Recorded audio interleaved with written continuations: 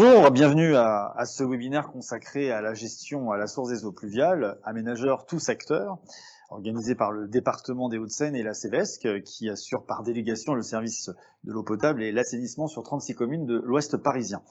Je suis Sébastien Fournier, je suis directeur de la rédaction d'Objectifs Métropole de France et je suis ravi d'animer cette table ronde qui se déroule dans un cadre de circonstances.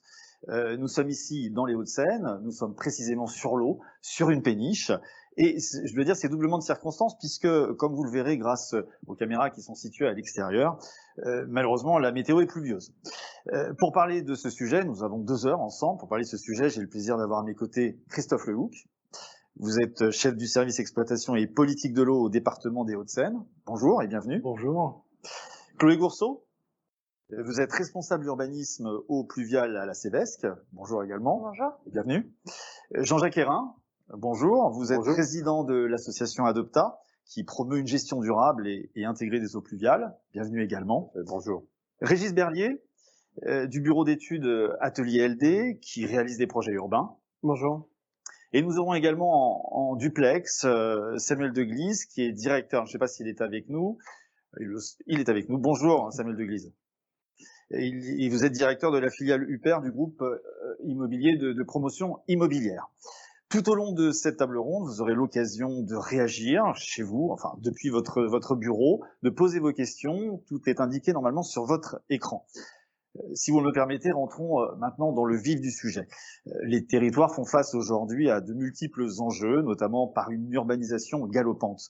La gestion des eaux pluviales en fait pleinement partie. On le sait, si cette question est mal maîtrisée, si elle est mal pensée, les conséquences environnementales et écologiques peuvent être désastreuses. Il est donc impératif de basculer vers un mode plus durable. Pourtant, malgré un cadre juridique qui s'est étoffé au fil des années, et l'existence de techniques pour gérer au plus proche là où la pluie tombe, les pratiques n'évoluent guère. L'ambition donc de cette table ronde est de donner la parole aux experts pour essayer d'en comprendre les raisons.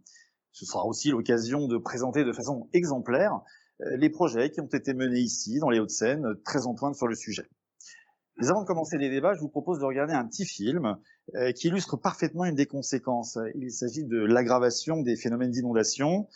C'est à Nanterre que ça s'est passé, c'est tout récemment, avec les épisodes orageux qui ont eu lieu. Et l'actualité encore plus proche nous montre malheureusement d'autres exemples, je pense à Reims. Alors, on va peut-être voir le petit film. Voilà, donc des inondations qui ont eu lieu le 4 juin à Nanterre. Il est ouf.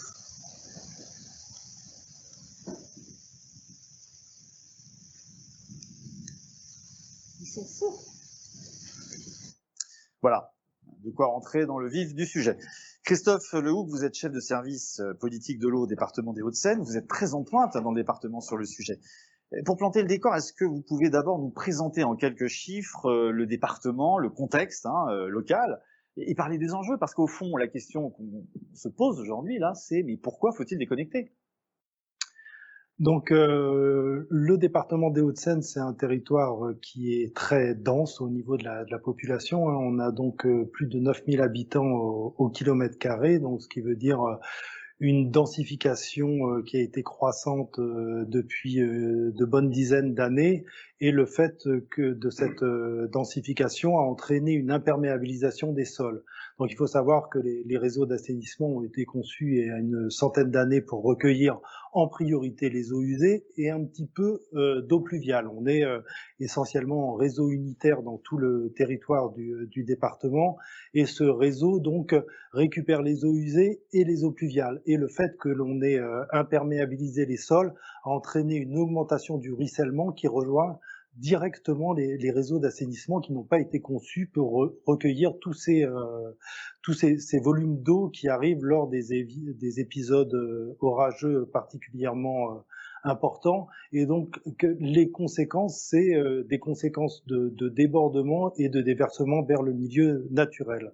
Je crois qu'on va le voir après. Il y a un vrai il y a un vrai dilemme, parce qu'il ne faut pas déverser, il faut pas que ça déborde. Donc comment on fait? Voilà, donc Le principe, c'est effectivement lorsque on a les réseaux qui sont saturés et qui vont déborder au-delà du terrain naturel, on risque d'avoir une atteinte aux biens et aux personnes et des volumes d'eau, comme on le voit sur la photo de gauche, qui débordent et qui inondent totalement les voiries et les propriétés.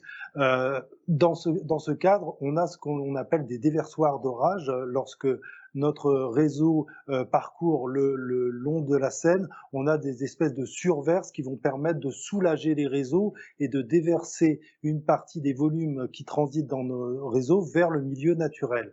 Ces volumes, c'est un mélange d'eau usée et d'eau pluviale qui va se déverser sans traitement vers le milieu naturel. Donc, par le biais de ces déversoirs d'orage, on va pouvoir faire redescendre le niveau de l'eau dans nos réseaux et réduire les inondations, mais on va déverser vers le milieu naturel et donc polluer le milieu naturel. Et donc la tendance qu'on aurait, c'est de fermer nos déversoirs d'orage pour ne pas polluer le milieu naturel. Donc on est dans cette ambivalence à devoir à la fois gérer la problématique des inondations et la problématique de la pollution du milieu naturel. Il y a, comment dire, il y a donc le risque d'inondation, on l'a vu, il y a aussi d'autres conséquences.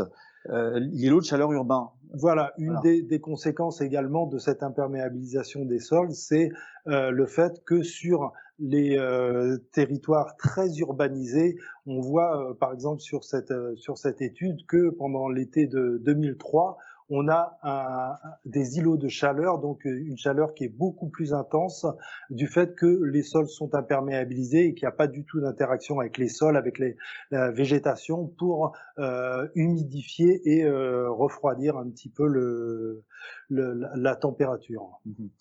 Est-ce qu'on peut faire un point sur la réglementation? Elle est foisonnante, celle-ci. Tout à fait. Bien sûr, pour arriver à faire évoluer les choses, on est obligé de passer par la réglementation, de légiférer pour arriver à ce que les aménagements respectent la problématique, prennent conscience et respectent la problématique de la gestion des eaux pluviales à la parcelle. Donc on a des documents au niveau national comme le schéma directeur d'aménagement et de gestion des eaux qui s'applique à tout le territoire, qui est opposable au tiers, qui oblige à ce que les PLU soient en cohérence avec ce document. On a au niveau de la région Île-de-France, on a aussi le schéma directeur qui prône la gestion des eaux pluviales à la parcelle, avec la non-connexion des eaux pluviales. On a également un arrêté du 21 juillet 2015 qui également préconise la gestion à la source des eaux pluviales et qui aussi, au niveau des déversements vers le milieu naturel, donne des prescriptions, pas plus de 5% de déversement vers le milieu naturel, 5% des volumes transportés dans les réseaux d'assainissement. Nous avons, nous, à notre niveau, en tant que maître d'ouvrage, notre propre règlement d'assainissement, et notre règlement d'assainissement prescrit la non-connexion des eaux pluviales au réseau. C'est-à-dire que le réseau d'assainissement n'est pas prévu pour recueillir toutes les eaux pluviales. Et donc, c'est à titre dérogatoire que l'on acceptera une connexion vers notre réseau, c'est-à-dire que c'est seul l'excès de ruissellement qui pourrait être raccordé. C'est-à-dire que l'aménageur doit trouver toutes les solutions possibles pour gérer intégralement les eaux pluviales sur le périmètre du projet d'assainissement. Si, par le biais d'une note technique, il peut nous démontrer que ça n'est vraiment pas possible, l'excès de ruissellement sera accordé et sera limité à 2 litres par seconde et par hectare. Par ailleurs, on est aussi dans un contexte des Jeux Olympiques 2024 avec une protection du milieu naturel et donc qui s'applique également à nous pour retrouver une qualité eau de baignade. Qui booste, si vous me permettez l'expression, qui booste un peu les choses. Oui, c'est vrai que c'est pareil, c'est très ambitieux au niveau de l'agglomération parisienne avec 5% de reperméabilisation des sols sur tout le territoire francilien, plus la limitation des déversements vers le milieu naturel et la mise en conformité des branchements. Alors, Voilà, vous avez une deuxième slide sur la réglementation. Oui, ça c'est pour dire qu'effectivement le département s'intéresse depuis de nombreuses années à la problématique de la gestion des eaux pluviales à la source. Donc nous avons commencé au tout début des années 2000 avec une réglementation qui n'a cessé d'évoluer au cours des années, et à partir de 2016, donc on était parti à une régulation à la parcelle des eaux pluviales, et on a abouti en 2016 donc au principe de la non-connexion des eaux pluviales et la dérogation, la nécessaire obtention d'une dérogation pour les aménageurs pour pouvoir raccorder leurs eaux pluviales à notre réseau. Mmh.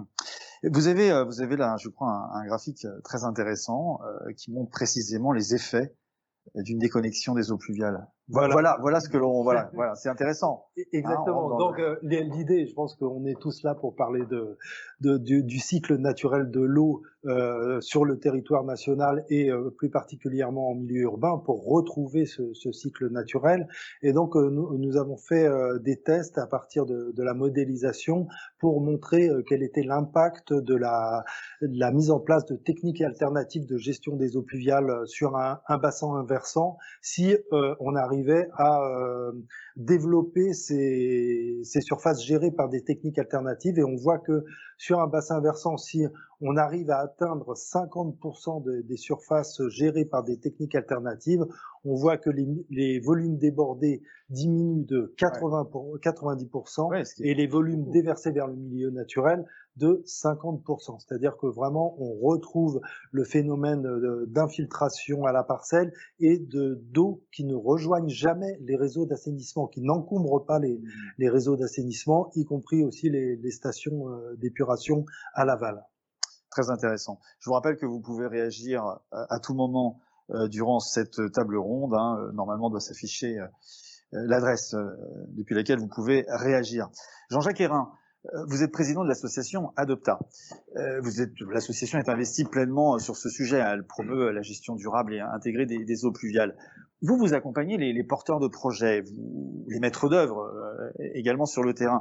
Quel enseignement vous pouvez nous apporter? Et qu'est-ce que vous dites à ces porteurs de projets?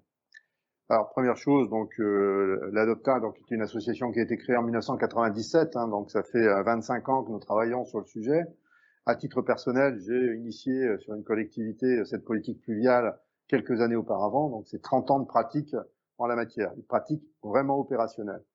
Ce que l'on dit vraiment aux porteurs de projets, c'est que il faut la réglementation. Christophe Lehoucq vient de le rappeler, elle rend obligatoire cette gestion à la source. Ça c'est le premier point. Le deuxième point, c'est que c'est possible.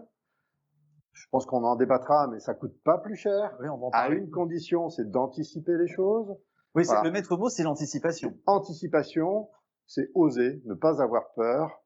Alors peur de quoi? Pardon, Peur de ne pas savoir faire, ou de se tromper, ou que ça ne fonctionne pas. Il faut rappeler qu'une chose, que c'est pas l'urbanisation qui crée la pluie. Voilà. C'est quand même un premier point, c'est que avant de construire, il pleut. Voilà. Et que le sol gère cette eau. Plus ou moins bien d'ailleurs, avec parfois des dysfonctionnements. Mais l'objectif, c'est vraiment de garder l'eau là où elle tombe, d'en faire non plus un déchet comme on l'a vécu jusqu'alors. Rappelons que les systèmes d'assainissement, en deux mots, je ne vais pas faire d'historique, mais les politiques qu'on a menées jusqu'à présent sont issues du milieu du 19e siècle. Tout le monde connaît Haussmann qui fait les grands boulevards, beaucoup moins connaissent Belgrand qui fait les réseaux de la ville de Paris. Bon, l'objectif, c'est d'imperméabiliser les sols pour éviter des infiltrations qui créent une pollution des puits dans lesquels on s'alimente en eau. On l'a vu en effet. Voilà. Et d'évacuer hors de la ville ces miasmes et toutes ces problématiques. On meurt de maladies liées à l'eau, choléra et autres. Voilà. Ces politiques-là ont rendu leur effet. On ne meurt plus de maladies liées à l'eau. On gère à peu près bien les eaux usées. Voilà. On peut dire même très bien. On n'a plus besoin d'évacuer les eaux pluviales. Il ne faut plus évacuer les eaux pluviales. Les eaux pluviales sont une ressource, notamment, Christophe Lehoucq l'a évoqué aussi, les îlots de chaleur urbains. On a besoin d'hydrater les sols urbains. Ils sont hyper secs. Voilà. On a un réservoir qui est là à notre disposition. Il faut l'utiliser. Voilà. C'est vraiment la base. Et avec ça, eh bien, on va pouvoir vraiment avoir cette alternative au tout tuyau qu'on a vécu jusqu'à présent. Et le principe de base, c'est de gérer la goutte d'eau là où elle tombe le plus vite possible. Donc ça veut dire que il faut arrêter de collecter les eaux, les rassembler à un endroit. C'est ça qui va créer l'inondation. Voilà. Et l'inondation sera toujours au point bas. Le point bas, on ne change pas, et donc forcément, c'est là où on aura cette accumulation d'eau excédentaire. Et donc, le principe de base, c'est de diviser les projets en un nombre de sous-bassins versants le plus grand possible pour avoir des sous-bassins versants les plus petits possibles. Voilà. Et l'illustration, c'est une toiture d'une habitation. On voit que là, on peut faire 6 bassins versants différents et les gérer chacun de façon autonome. Et cette non-concentration de bassins versants va permettre véritablement de simplifier les choses et de résoudre à faible coût la solution. Mais justement, les multiplier, est-ce que c'est pas source de coûts supplémentaires? Alors non, puisque on va éviter le transport. Le transport de l'eau, ça coûte cher. D'accord. Voilà. Le fait d'imperméabiliser 1 mètre carré coûte à minima, vraiment le strict minimum, 50 € du mètre carré. Voilà. Et en région parisienne, je pense que c'est beaucoup plus, faut certainement multiplier par 2. C'est-à-dire que, avant de commencer, on a déjà dépensé 100 € du mètre carré. Voilà. Et donc, l'objectif, c'est de garder ces 100 €, de pouvoir en faire autre chose, valoriser, voilà. Et de trouver beaucoup de solutions. Alors, c'est là où il y a une difficulté en termes de maîtrise d'œuvre, c'est que chaque projet va être différent, et il faut penser vraiment très en amont le fait d'intégrer dans un projet le fait de gérer les eaux pluviales là où elle va tomber. Donc démultiplier les solutions. C'est plus un bout de tuyau et je sors vers quelque chose. Bon, ça change complètement la pratique, la vision qu'on a de l'eau dans la ville, dans un projet. Vous avez les objectifs à causer, parce que vous dites en gros, alors on va voir les objectifs des uns et des autres, des différents acteurs. Là pour le porteur de projet donc. Alors, la première chose qu'il faut avoir à l'esprit, et c'est vraiment l'objectif de ma présentation, c'est de prendre conscience que les différents acteurs dans un projet, le porteur du projet, le maître d'œuvre, la collectivité qui doit gérer, visent des objectifs certes différents, voilà, mais que chacun doit avoir conscience qu'on vise effectivement des objectifs différents, mais le principe de base, c'est qu'on va travailler tous ensemble pour que chacun puisse atteindre ses objectifs. Donc on ne va pas être en opposition, mais on va travailler tous ensemble dans le même sens, de façon à ce que chacun obtienne une satisfaction dans les meilleures conditions possibles. Et donc c'est de prendre conscience qu'un maître d'œuvre et une collectivité ont conscience que le porteur de projet, son premier objectif, c'est de maîtriser les coûts et maîtriser le temps. Bien sûr. Le temps, c'est de l'argent, on sait tous. On le verra d'ailleurs, on aura un promoteur en ligne. Voilà, donc c'est vraiment d'avoir conscience que cela et qu'on ne le fait pas pour l'embêter, si je peux me permettre l'expression, mais bien parce qu'il y a des objectifs de la collectivité, il faut bien les atteindre. Et ce qui est important également, c'est de prendre en compte que si on anticipe bien, comme on l'a vu, on va générer des économies. Donc c'est intéressant pour le porteur de projet. Voilà, ça permet de générer des économies. Tout à fait, puisqu'on va éviter de stocker de l'eau de façon importante avec des ouvrages importants ou de les collecter et de les transporter. Voilà. Donc ça coûte. Et bien ça, on peut l'éviter. Et Christophe Lehoucq a dit aussi quelque chose d'important, c'est qu'on ne fait plus d'ouvrages particulièrement pour les eaux pluviales. On pratiquait ce qu'on appelle la multifonction de l'espace. Voilà. Je prends un exemple très simple. Un espace vert, c'est aussi un ouvrage de gestion des eaux pluviales. Une voirie, une route, un accès pour rentrer dans un logement, ça peut être une chaussée à structure réservoir. Voilà. Donc, multiplier les fonctions d'un espace. C'est aussi de prendre conscience que, Christophe Lehoucq l'a également dit, on est face aujourd'hui à un développement urbain très important. On imperméabilise beaucoup de sols. Juste une anecdote, un chiffre. Entre 1981 et 2020, la population a augmenté de 25%. L'artificialisation des sols a augmenté de 45%. C'est-à-dire quasiment du double. Voilà. Donc on ne peut pas continuer comme cela. Le législateur tente d'ailleurs de freiner ce mouvement. D'où certainement entendu parler du zéro artificialisation nette. Voilà, donc ça c'est quelque chose qui est en train de monter très fortement en puissance. Et son application va passer par le déploiement d'une réglementation qu'on appelle la séquence ERC. Voilà. Éviter, réduire, compenser. C'est ça. Jusqu'à présent, on a eu tendance à ne faire que compenser les impacts d'un projet. Aujourd'hui, très clairement, si on ne démontre pas qu'on a tout fait pour éviter d'abord, les projets seront refusés. Voilà. Donc c'est d'abord éviter, réduire au maximum. Il pleut, voilà, c'est pour ça. Il pleut, voilà. On a un petit bruit sur le plateau, mais ça y est, il pleut. Donc, réduire, voilà. c'est notamment donc réduire l'effet de l'imperméabilisation. Pas sur le plateau, hein, et sur la péniche, bien sûr. On est à la fruit. Donc c'est ne pas imperméabiliser. On verra qu'il y a des techniques. On peut très bien minéraliser sans imperméabiliser. Voilà. Et donc ça, c'est vraiment quelque chose qui est à prendre en compte parce que c'est en train de montrer de façon très fortement en puissance. Et il y a des projets qui seront refusés aujourd'hui par l'administration, pas par le département, par l'administration en général, parce que cette séquence ERC ne sera pas appliquée correctement. Sur la compensation, alors vous avez d'autres slides, hein, sur lesquels on va peut-être les passer, mais j'ai une question sur la compensation, parce que j'ai vu, hein, selon des études qui ont été faites, que beaucoup de collectivités, enfin dans les projets qui sont menés, y a beaucoup de projets, peut-être parce qu'ils sont trop petits, sortent du champ réglementaire. Est-ce que faut-il revoir la réglementation ou est-ce que c'est non, c'est pas non, c'est normal que plus un projet est important, plus il doit satisfaire à des réglementations et à des passages obligés dans les différentes administrations françaises. Pour autant, d'où effectivement les dossiers de déclaration, d'autorisation au titre de la loi sur l'eau notamment, ICPE pour tout ce qui est installation classée pour la protection de l'environnement, mais un projet d'une maison individuelle doit respecter les différentes réglementations que Christophe Lehoucq a exposées, et notamment le schéma directeur d'aménagement et de gestion des eaux, le SDAGE, il y en a 6 en France, un par agence de l'eau, et tous les SDAGE demandent à ce qu'il y ait une gestion coordonnée de la ressource en eau d'une façon générale, et des eaux pluviales à la source en particulier. Voilà. Donc c'est une application obligatoire. Voilà, vous avez donc là un graphique intéressant là sur toujours les objectifs à concilier et donc sur ce triptyque éviter, réduire, compenser. Voilà. Donc effectivement, donc on voit le rectangle à gauche, donc un peu beige là. C'est voilà, si on ne fait rien, mon projet a un impact. Eh bien, la première chose que je dois faire, c'est de faire en sorte d'éviter ces impacts. Et en particulier, pour ce qui concerne la gestion des eaux pluviales, c'est de limiter l'imperméabilisation. Voilà. La seule chose que je ne peux pas continuer d'imperméabiliser, c'est la toiture. Mais je pourrais très bien rendre tout le reste perméable aujourd'hui. Voilà, ouais. Les toitures en ville représentent autour de 30% des surfaces. C'est-à-dire qu'on pourrait déjà éviter d'imperméabiliser 70% des surfaces. Voilà. Donc, et sans impact du coup.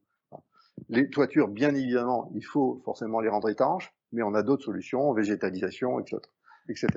Et donc ensuite, on va réduire l'impact résiduel. Donc on a bien évité au maximum, on réduit, et ensuite seulement on va compenser des effets qui, eux, ne peuvent pas être évités. Ça, c'est vraiment tout à fait fondamental. Très bien. Sur la 7, voilà. Alors là, on est sur la maîtrise d'œuvre. Alors sur la maîtrise d'œuvre, deuxième partenaire du triptyque, c'est qu'effectivement un maître d'œuvre, son premier objectif, c'est de faire en sorte que son projet fonctionne, puisque c'est sa responsabilité première. Hein. La deuxième, c'est aussi de gérer son temps, parce que il a des objectifs financiers aussi, comme tout le monde, à respecter. Mais d'abord et avant tout. Donc ça veut dire qu'il faut trouver des solutions qui vont fonctionner, qui coûteront pas plus cher au maître d'ouvrage, pardon. Oui. Et donc, ça veut dire aussi qu'il faut passer un peu plus de temps sur la partie étude et accepter ce temps. Mais ce temps, il est à la fois nécessaire et il va être utile au maître d'ouvrage puisqu'il va générer des économies. Il n'y a pas pire que devoir rajouter quelque chose à un projet une fois qu'il a été fait pour vous dire ah oui, mais c'est vrai, j'ai oublié, je dois gérer les eaux pluviales. J'ai plus qu'une seule solution, c'est de faire du stockage, et ça coûte très cher. Voilà. Donc bien prendre ça en considération, et si tout le monde joue bien ce jeu ce triptyque, la collectivité, sa politique de réduction à la source, le maître d'ouvrage qui comprend bien et le maître d'œuvre qui trouve les bonnes solutions, eh bien tout le monde va atteindre ses objectifs et en préservant tous ses intérêts. C'est très clair. On a, alors je sais pas s'il est avec nous, Samuel Deglise, du groupe Réalité. Enfin, vous êtes directeur de la filiale Upper. Voilà, vous êtes là. Rebonjour. Vous nous entendez? Alors nous, on vous entend pas en plateau, on n'a pas de retour. Peut-être le micro. Alors voilà, allez-y, parlez pour voir si on vous entend. On ne vous entend pas. Écoutez, nous on vous entend pas en plateau. Alors je sais pas si on vous entend à l'écran. Alors, si vous m'entendez déjà, on va peut-être je vais commencer par vous poser la question. Hein. Vous avez entendu ce que Jean-Jacques Hérin a dit, notamment sur la question. Alors, vous êtes avec, vous nous entendez? Enfin, vous nous entendez, mais si nous ne vous entendons pas. Alors, si vous nous entendez, je vais quand même vous poser la question, puis on va peut-être régler le problème de son entre-temps. Comment vous faites, vous, pour justement pour intégrer cette gestion durable et intégrer vous m'avez dit, lorsqu'on s'était eu au téléphone, que cette contrainte peut être une opportunité. Mais toutefois, vous considérez que ça reste cher. C'est pas ce qu'a dit Jean-Jacques Hérin, donc ça va être intéressant d'en discuter et d'avoir surtout votre témoignage, et par ailleurs que c'est gourmand en foncier. Alors, est-ce que... Ah, voilà, alors on me dit, voilà. Vous, écoutez, on va revenir à vous, Samuel, le temps de régler le problème de son, et ce que je vous propose, c'est de passer donc aux solutions hein, qui sont mises en place. Alors des projets qui sont menés dans les Hauts-de-Seine, dans des contextes très différents. Vous verrez, hein, chaque projet a sa solution avec cette idée hein, de gérer au plus proche là où où tombe la goutte d'eau. Ce qui me semble, je le dis, hein, voilà, entre nous, du bon sens. Chloé Gourceau, je rappelle, vous êtes responsable d'urbanisme au pluvial à la CBS, qui est là, vous allez nous présenter 3 projets très concrets. C'est un immeuble de 4 étages avec stationnement extérieur, un ensemble de maisons et immeubles avec espace vert, et enfin un ensemble d'immeubles avec parking souterrain. Vous avez la parole.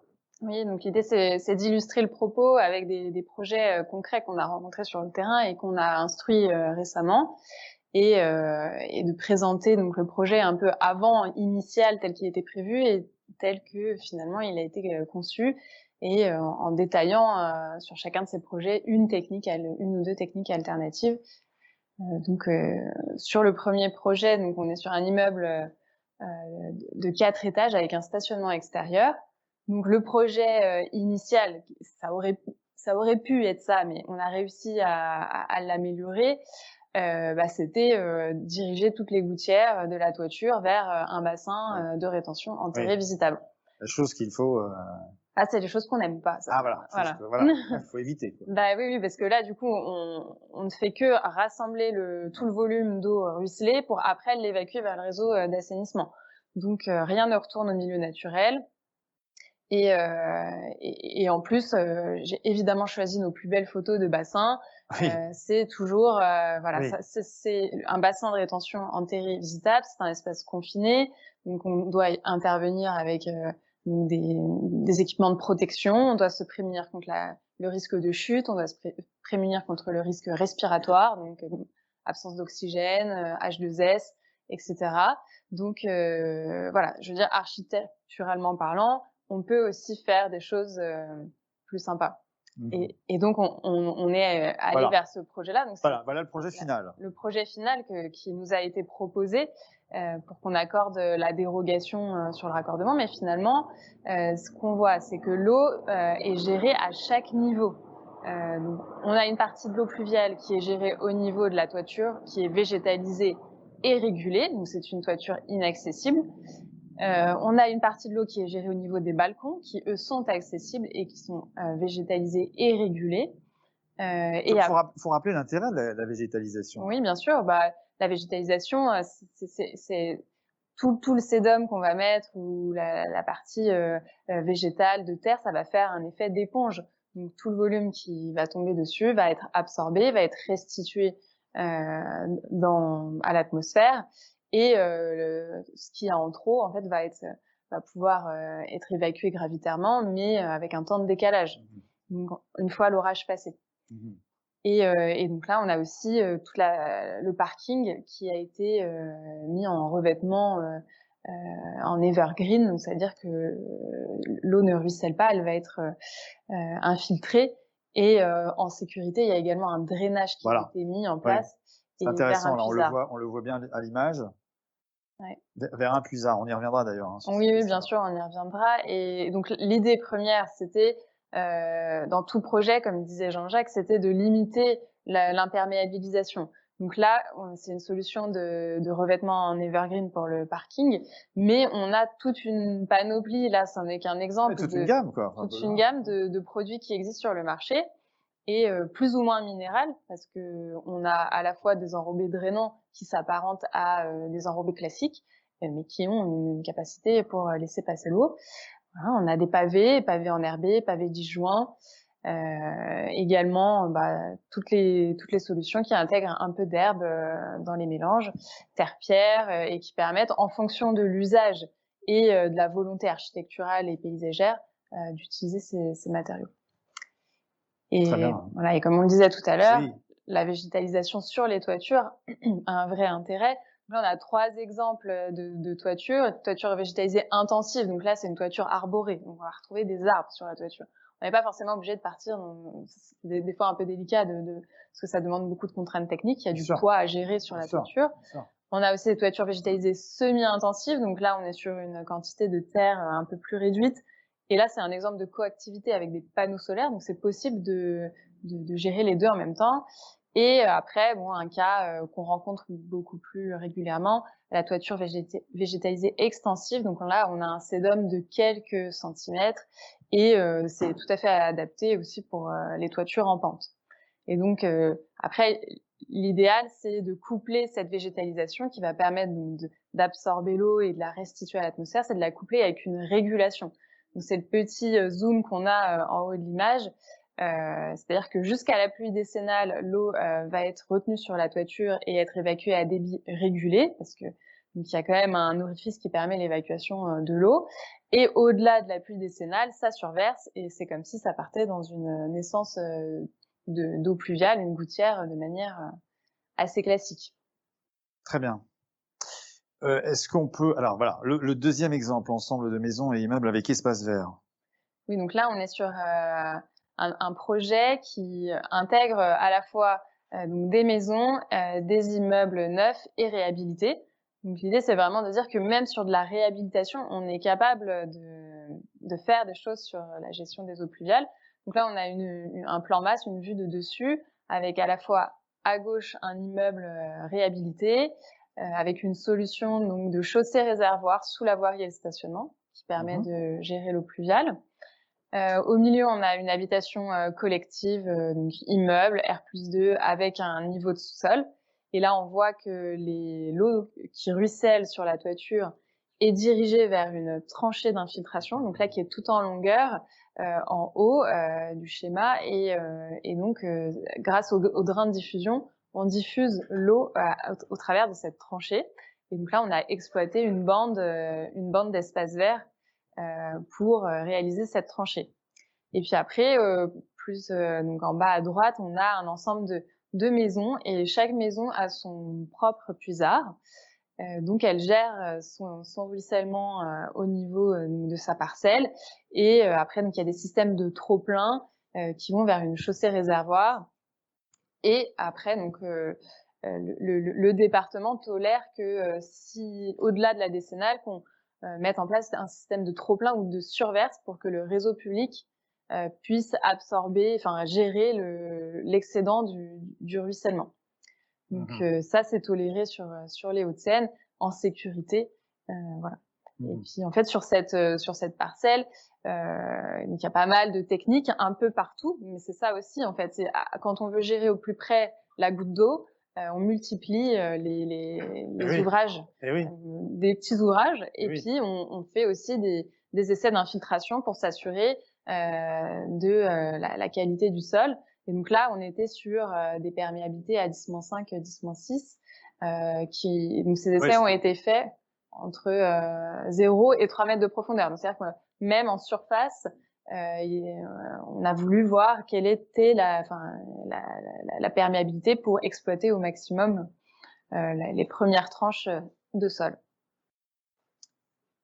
Intéressant. Alors, on va peut-être passer ensuite à Alors, attends, oui, vous avez encore, pardon, sur l'infiltration, Oui. voilà, comment faire Voilà, la c'était surface, les tranchées drainantes. ce qu'on voyait tout à l'heure du dessus, donc la tranchée d'infiltration qui était tout en longueur au niveau d'une bande Oui.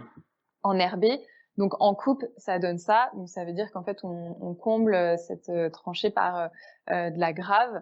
Et donc cette grave permet donc un indice de vide, permet de récupérer l'eau. Donc là, on voit bien aussi le drain de diffusion de l'eau tout au long de la tranchée. Oui, on le voit bien, on le voit bien. Voilà, et qui permet donc de stocker l'eau au moment de l'orage et de l'infiltrer après tranquillement dans le sol une fois l'orage passé.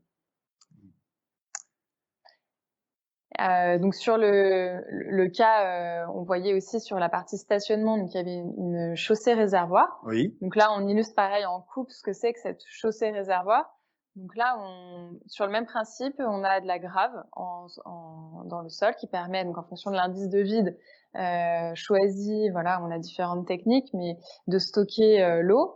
Et en fait, en fonction de l'enrobé, donc soit on part sur un enrobé poreux, et donc là, l'eau va percoler à travers l'enrobé, donc il n'y aura pas besoin de collecter cette eau, contrairement à l'enrobé classique, donc qui est sur la droite du schéma, où là, l'eau va ruisseler, va se retrouver dans le caniveau et va être collectée par les grilles à valoir. Et donc là, on a une bouche d'injection avec un système de pré-traitement. Ouais, on voit bien la différence. Voilà, pour renvoyer vers la chaussée réservoir.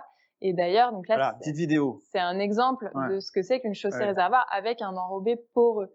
Donc là, on n'a pas tout ce qui est système d'avaloir. On économise toute la partie tuyau. Et donc là, c'est une bouche incendie qui est ouverte à au minimum 60 mètres cubeurs. Oui, pendant, débit important. Voilà, pendant quelques secondes. Et en fait, là, l'idée, c'est de voir que l'eau est instantanément absorbée à travers cet enrobé poreux et via la chaussée réservoir. Ouais. Intéressant, des techniques effectivement qui permettent.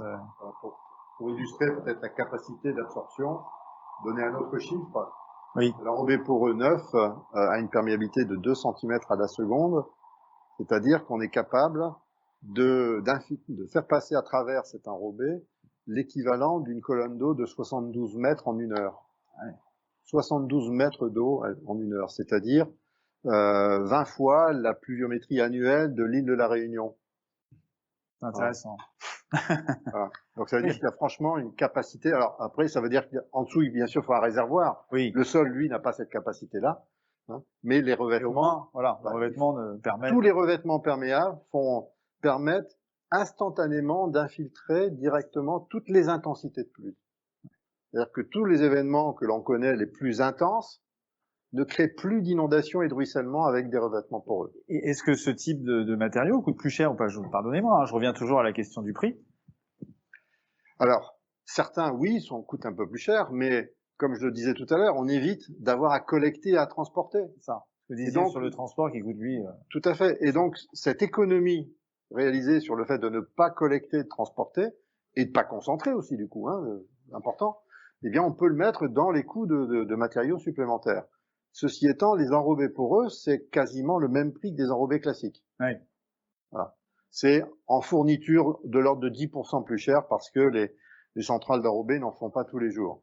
Et c'est tout. Mais le transport et la mise en œuvre, c'est le même prix. Donc c'est vraiment très peu de surcoût. Donc un petit surcoût sur un chapitre, mais des économies par ailleurs. Oui. Vous voulez dire quelque chose, Régis Berlier? Oui, le vrai sujet, c'est finalement les économies. C'est toutes les économies qu'on fait en ne faisant pas de réseau enterré, en ne mettant pas dans cet exemple-là de regard à valoir. Il est là le vrai enjeu financier, c'est les économies qu'on peut faire en ne faisant pas d'ouvrage spécifique pour la gestion des eaux pluviales. La chaussée, on aurait dû la faire. Comme le disait monsieur, on a un léger surcoût sur la fourniture de l'enrobé, mais c'est finalement rien par rapport à toutes les économies qu'il y a par ailleurs sur l'absence de réseau. Ouais, je rappelle que vous êtes de l'atelier LD, hein. Pardonnez-moi parce que je vous ai pas. Oui, pardon. Dernier exemple peut-être, avant de retrouver. Alors, il y a des questions. Pardonnez-moi. Voilà. Alors, concernant les toitures végétalisées, elles sont accessibles au public, mais sont accessibles pour l'entretien. Si oui, comment? Alors, je repose la question, pardonnez-moi. Je la lisais en même temps, je la découvrais comme vous. Concernant donc les toitures végétalisées, elles sont inaccessibles au public, mais sont accessibles pour l'entretien. Si oui, comment? D'accord. Comme toute terrasse, toute toiture terrasse nécessite un entretien, qu'elle soit gravillonnée, étanchée avec un produit classique. Les contraintes d'entretien, les contraintes d'accessibilité, pardon, pour l'entretien seront exactement les mêmes. Donc ça veut dire mesures collectives sur les risques de chute, mais il n'y a pas de surcoût d'installation d'équipement pour l'accessibilité en toiture. Après, il y a un entretien qui est effectivement différent si c'est des complexes d'étanchéité goudronnés ou si ce sont avoir un revêtement en gravillon par-dessus. Il n'y a pas de...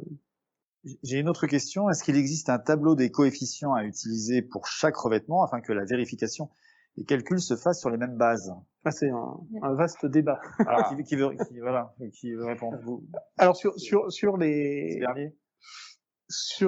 revêtements de surface, on va dire au sol, on a aujourd'hui un consensus qui, depuis en fait la première instruction technique de 77, on a eu le temps entre spécialistes de se frotter les uns aux autres. Et il y a un consensus assez important au niveau des coefficients de restitution à prendre en compte dans le calcul de la gestion des eaux pluviales. Sur les toitures, l'apparition des toitures végétalisées est un peu plus récente, leur complexité a évolué, leur fonctionnalité également a évolué, et aujourd'hui, on commence à avoir effectivement des premiers guides, des premiers ouvrages de référence.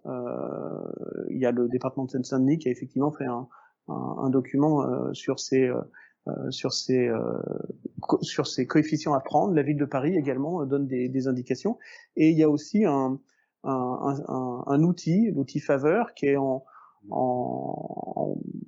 alors c'est plus que du test, il est accessible, il suffit d'en faire la demande auprès du CEREMA, qui permet de calculer, alors c'est les débuts, il permet effectivement de proposer, d'estimer un coefficient de ruissellement par rapport au type de toiture végétalisée.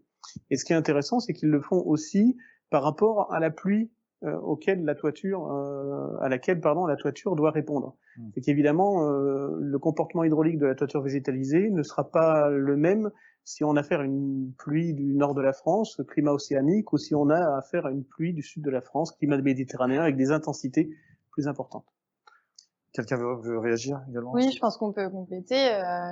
Christophe, sur la partie du département des Hauts-de-Seine, il y a effectivement donc une grille avec chaque revêtement, enfin de manière assez synthétique, le coefficient à appliquer.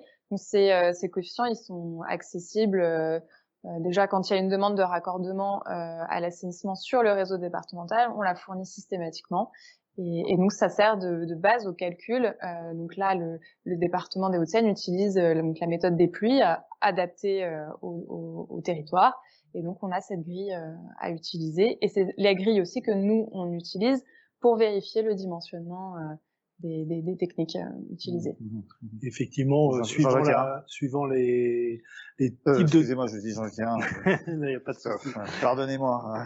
Suivant les types de toitures, donc nous avons des coefficients de ruissellement qui vont permettre de diminuer le ruissellement suivant l'intensité de la végétalisation. Donc en partant de la toiture intensive à la toiture extensive, on a des coefficients qui sont beaucoup plus petits et qui vont permettre de réduire le volume qui sera nécessaire de stocker sur la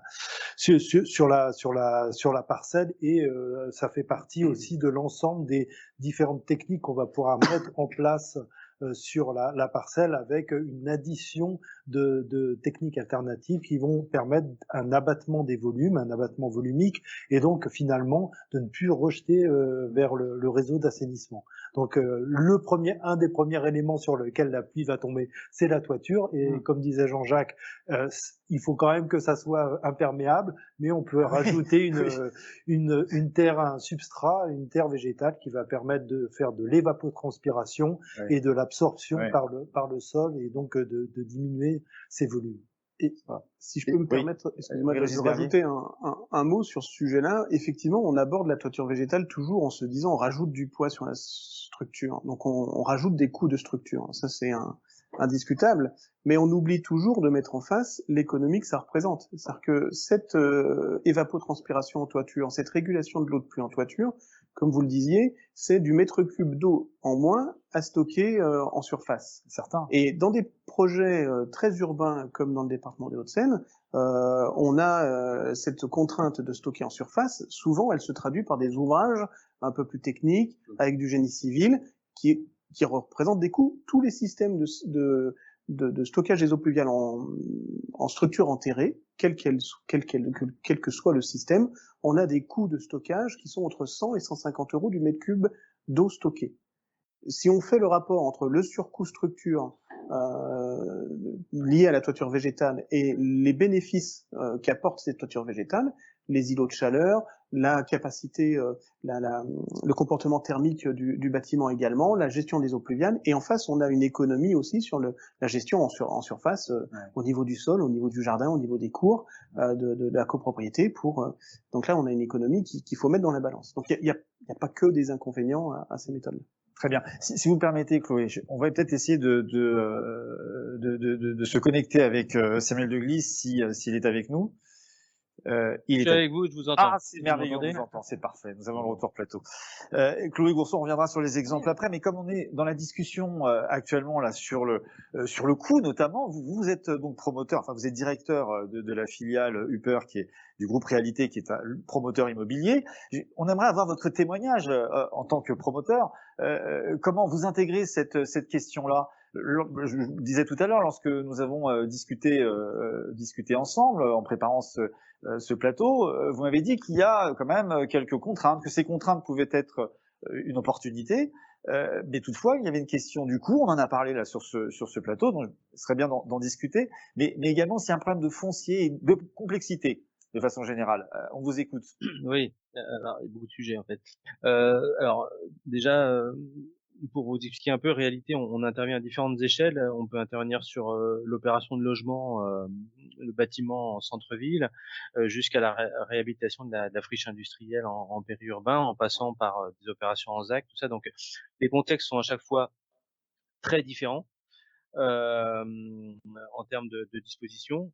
Oui, d'une manière générale, nous on intègre enfin, le sujet de la gestion alternative des eaux pluviales fait partie des invariants qui sont intégrés dès le début. Maintenant, c'était pas le cas il y a encore quelques années, mais aujourd'hui c'est incontournable. D'une manière générale, et encore une fois, c'est vraiment très dépendant du contexte, hein, du contexte foncier, du contexte réglementaire local et du contexte environnemental, je dirais physique, hein, du sol, de sa capacité d'infiltration. On va imaginer différentes solutions. On va, quand on peut, on privilégie nous les solutions de stockage et d'infiltration aérien, telles que les noues. Qu'elles soient infiltrantes ou infiltrantes drainantes ou simplement de stockage, des systèmes de chaussées réservoirs, des bassins aériens quand on peut, mais là encore une fois ça dépend du contexte et dans certains cas, notamment dans les projets où le foncier se fait rare, ça va être compliqué. Où on va passer plutôt sur des systèmes de stockage enterrés, soit dans les bâtiments, soit hors des bâtiments, et avec des systèmes de chaussées réservoirs, comme on l'avait dit, sous les parkings. Et puis, en région parisienne, ça nous est arrivé de proposer des systèmes de toiture végétalisée stockantes également. Donc voilà, une préférence pour les solutions un petit peu paysagères qui fait que... Voilà, c'est ce que vous m'avez dit, pardon, je vous interromps, mais c'est ce que vous m'avez dit, c'est que pour ce qui concerne le paysager, c'est une réelle opportunité. Voilà, c'est de cette contrainte finalement on arrive à en sortir une opportunité, parce que tout le monde sait que le paysage dans les opérations immobilières c'est quand même plutôt apprécié. Donc ça permet de la gestion des eaux de pluie, ça permet un agrément pour les habitants, les futurs habitants des appartements, en proposant des espaces verts praticables ou non, mais le plus souvent ils le sont. Et puis c'est surtout que ça permet de répondre aussi à une exigence qui est de plus en plus présente dans les documents d'urbanisme, qui est le coefficient de biotope de surface, le CBS, et qui permet avec ces surfaces paysagères d'offrir des supports de biodiversité. Alors si tant est que les choix faits en termes d'espèces floristiques permettent justement le développement de cette biodiversité, mais voilà, vous comprenez que finalement d'une contrainte, on arrive à valoriser tout ça et même commercialement, j'ai envie de dire, un appartement se vendra toujours mieux si on a la vue sur un espace paysager plutôt qu'un parking aérien. Très bien, mais vous m'avez dit également, c'est cher et complexe à mettre en œuvre. C'est cher. Alors c'est cher et encore une fois, tout est relatif. Ça dépend de plein de choses. Ça peut être cher dans les opérations où notamment en Île-de-France où on va avoir une densité qui fait qu'on peut difficilement imaginer des solutions aériennes. Et puis souvent, effectivement, on a des solutions de stockage qui vont se retrouver sous les rampes de parking, donc qui sont pas l'idéal. Et là, on peut arriver à des solutions chères. Ce qui renchérit également, je rejoins ce que disait Monsieur Hérin tout à l'heure, c'est le manque d'anticipation. On s'est fait avoir, et c'est plus le cas maintenant, par un certain manque d'anticipation sur certains projets où le VRD n'a pas été associé suffisamment tôt et le VRD a une connaissance assez fine du contexte de l'opération, il connaît bien le territoire, il sait les obligations, ce qui n'est pas le cas de tous les architectes, et on s'est retrouvé à devoir enfin avec un surcoût en pro parce qu'il fallait gérer les eaux et le sujet de l'anticipation, c'est un vrai sujet. Est-ce que quelqu'un veut réagir ici en plateau? On vient vers vous, Samuel, mais est-ce que quelqu'un veut réagir à ce que vient de dire Samuel Deglise? Oui. Alors effectivement, dans les Hauts-de-Seine, on travaille complètement sur cette anticipation.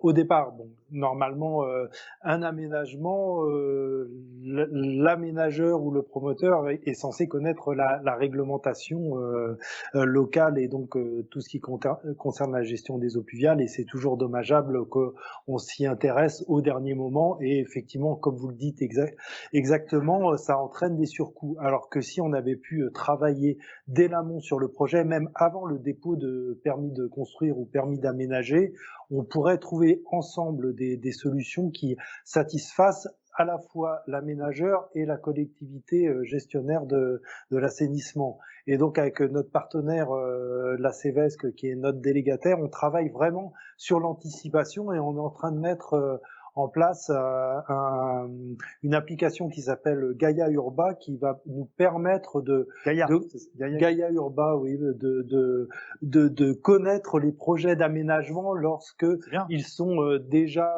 disons, un peu promus sur Internet et de pouvoir prendre contact avec les aménageurs avant le dépôt de permis de construire pour bien rappeler toutes les prescriptions qu'il y a en matière de gestion des eaux pluviales et comme vous le disiez également, la gestion à ciel ouvert des eaux pluviales amène un certain nombre de services écosystémiques, c'est-à-dire qui va permettre d'avoir d'un point de vue sociétal amener plus d'apaisement pour les personnes, participer à la biodiversité, participer aux îlots de fraîcheur. Donc savoir exactement comme disait Jean-Jacques tout à l'heure, un espace multifonction, c'est-à-dire s'il n'est pas dédié uniquement aux eaux pluviales, mais il va créer un grand nombre de services et c'est cela qu'on recherche absolument dans notre partenariat avec les aménageurs, parce que pour nous, ce sont des partenaires de l'aménagement urbain. On est tous acteurs, comme le disait le titre de ce séminaire. Oui, Jean-Jacques Hérin, pour compléter, mais vous avez, je pense, on reviendra à vous, hein, Samuel Deglise. Vous avez évoqué le maître mot, c'est l'anticipation, et pour cela, c'est de prendre en compte vraiment. Moi, j'ai pour habitude de dire aujourd'hui que dans un projet, le premier coup de crayon de conception, ça va être la gestion de l'eau. Dès lors qu'on a fait cela, vraiment, très sincèrement, on a généré 10 à 20% d'économies sur les lots VRD. Voilà. C'est aujourd'hui vraiment l'ambition qu'on affiche très clairement.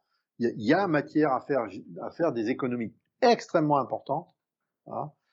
Mais pour cela, il faut vraiment très fortement anticiper les choses. Voilà, je me souviens, moi, de la création d'une ZAC dans mes activités professionnelles. voilà, de 60 hectares. Le premier à avoir fait un coup de crayon, c'était le paysagiste. Voilà. Voilà, c'est vraiment tout à fait important. On va revenir à vous, Samuel de Guise. Je rappelle que vous pouvez participer à cette discussion en posant vos questions.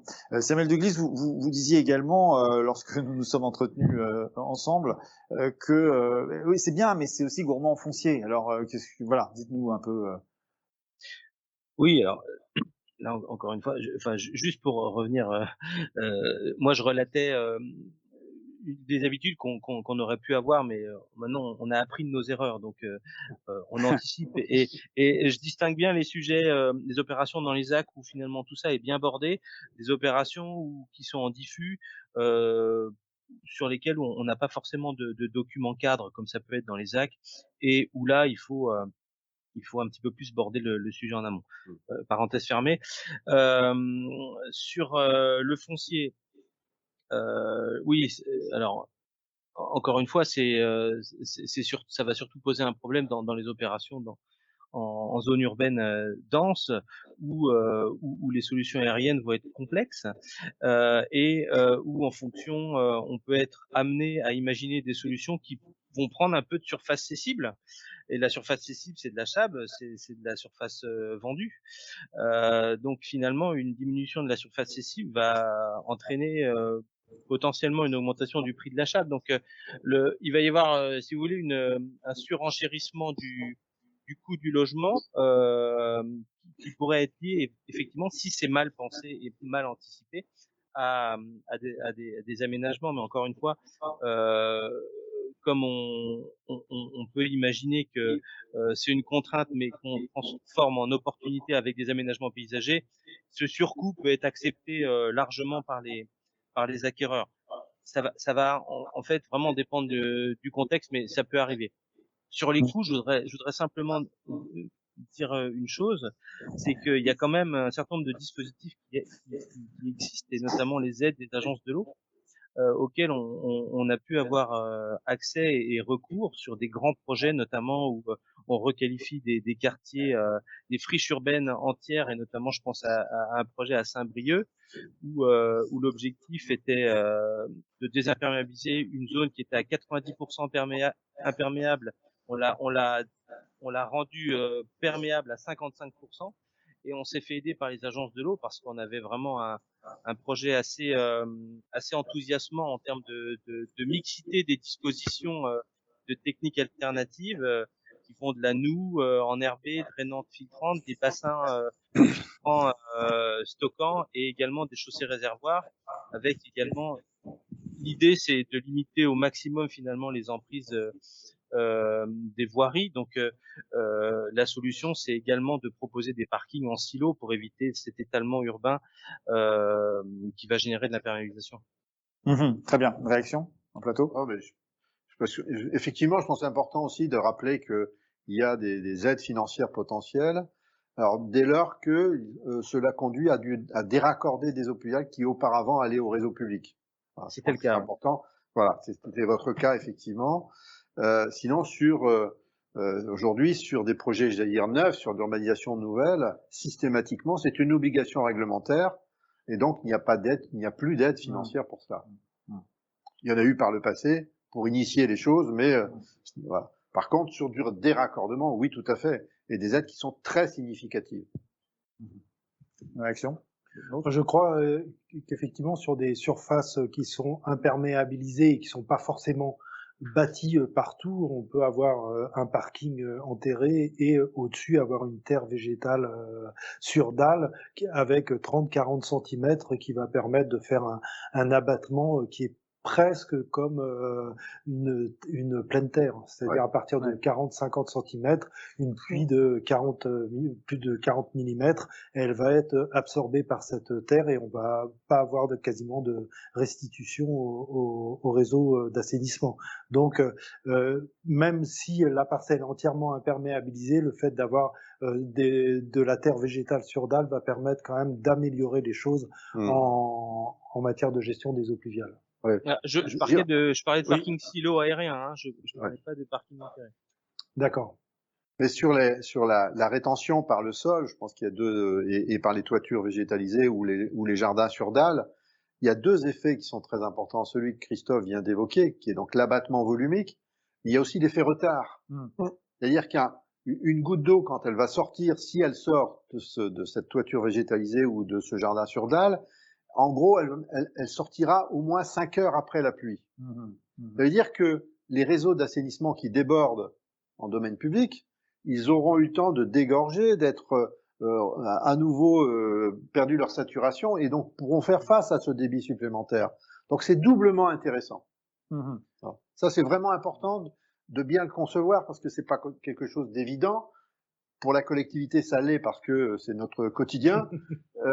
Mais voilà, mais c'est vraiment un élément qui est crucial à prendre en compte. Oui, et c'est là où effectivement, en anticipant les réunions, on parlait tout à l'heure, oui, c'est ça, l'Église parlait tout à l'heure toujours dans le voilà du projet en plein centre-ville où on a un immeuble, un jardin commun, un parking, enfin quelque chose qui est très réduit en emprise. En anticipant les réunions entre effectivement l'architecte, le bureau d'études VRD et les représentants de la partie technique du bâtiment, on peut arriver à trouver ces solutions-là. Mais il faut effectivement que le bureau d'études VRD intègre bien la toiture végétalisée, si c'est une des solutions qui a été reprise, à sa juste valeur dans ses calculs. Si dans ses calculs, il considère qu'en fait elle se comporte comme une toiture classique, ben effectivement le promoteur, il perd le bénéfice dont je parlais tout à l'heure à l'aval sur une diminution des volumes. Donc, et c'est là où effectivement, que ce soit dans le département de Hauts-de-Seine, Seine-Saint-Denis dont je parlais tout à l'heure, ou la ville de Paris, on commence aujourd'hui à avoir effectivement des supports qui permettent aux différents maîtres d'œuvre, aux différents bureaux d'études techniques bâtiments, de pouvoir un peu vous le disiez, se rassurer sur ce que l'on propose, travailler ensemble, et essayer au maximum d'être exactement. Ouais, c'est ça. Et aller vers un système qui est périn et qui est fonctionnel. Ouais. De fait, oui, aussi un point qui me semble important de bien intégrer, hein, parce que c'est pas forcément évident de le concevoir, j'allais dire, c'est que autant les réseaux d'assainissement classiques, il faut forcément qu'ils soient dimensionnés pour faire face à l'intensité de la pluie, c'est-à-dire qu'il faut bien évacuer l'eau une fois qu'elle arrive. C'est-à-dire qu'on a un temps très limité, le temps de la pluie. Bien sûr. Dès lors qu'on le stocke et qu'on demande au sol, à la végétation de gérer, eh bien, on a largement le temps, puisque on a tout le temps pendant la pluie, mais après la pluie et jusqu'à la pluie suivante. Ça veut dire que la notion de gestion en termes de temps, elle est démultipliée par 10, par 20, quoi. C'est-à-dire qu'on a, et ça aussi, c'est un point très important. On entend souvent dire, ah oui, mais le sol, il boit pas, il infiltre pas. Mais si, surtout qu'il a le temps, et la pluie importante, elle va pas arriver le lendemain.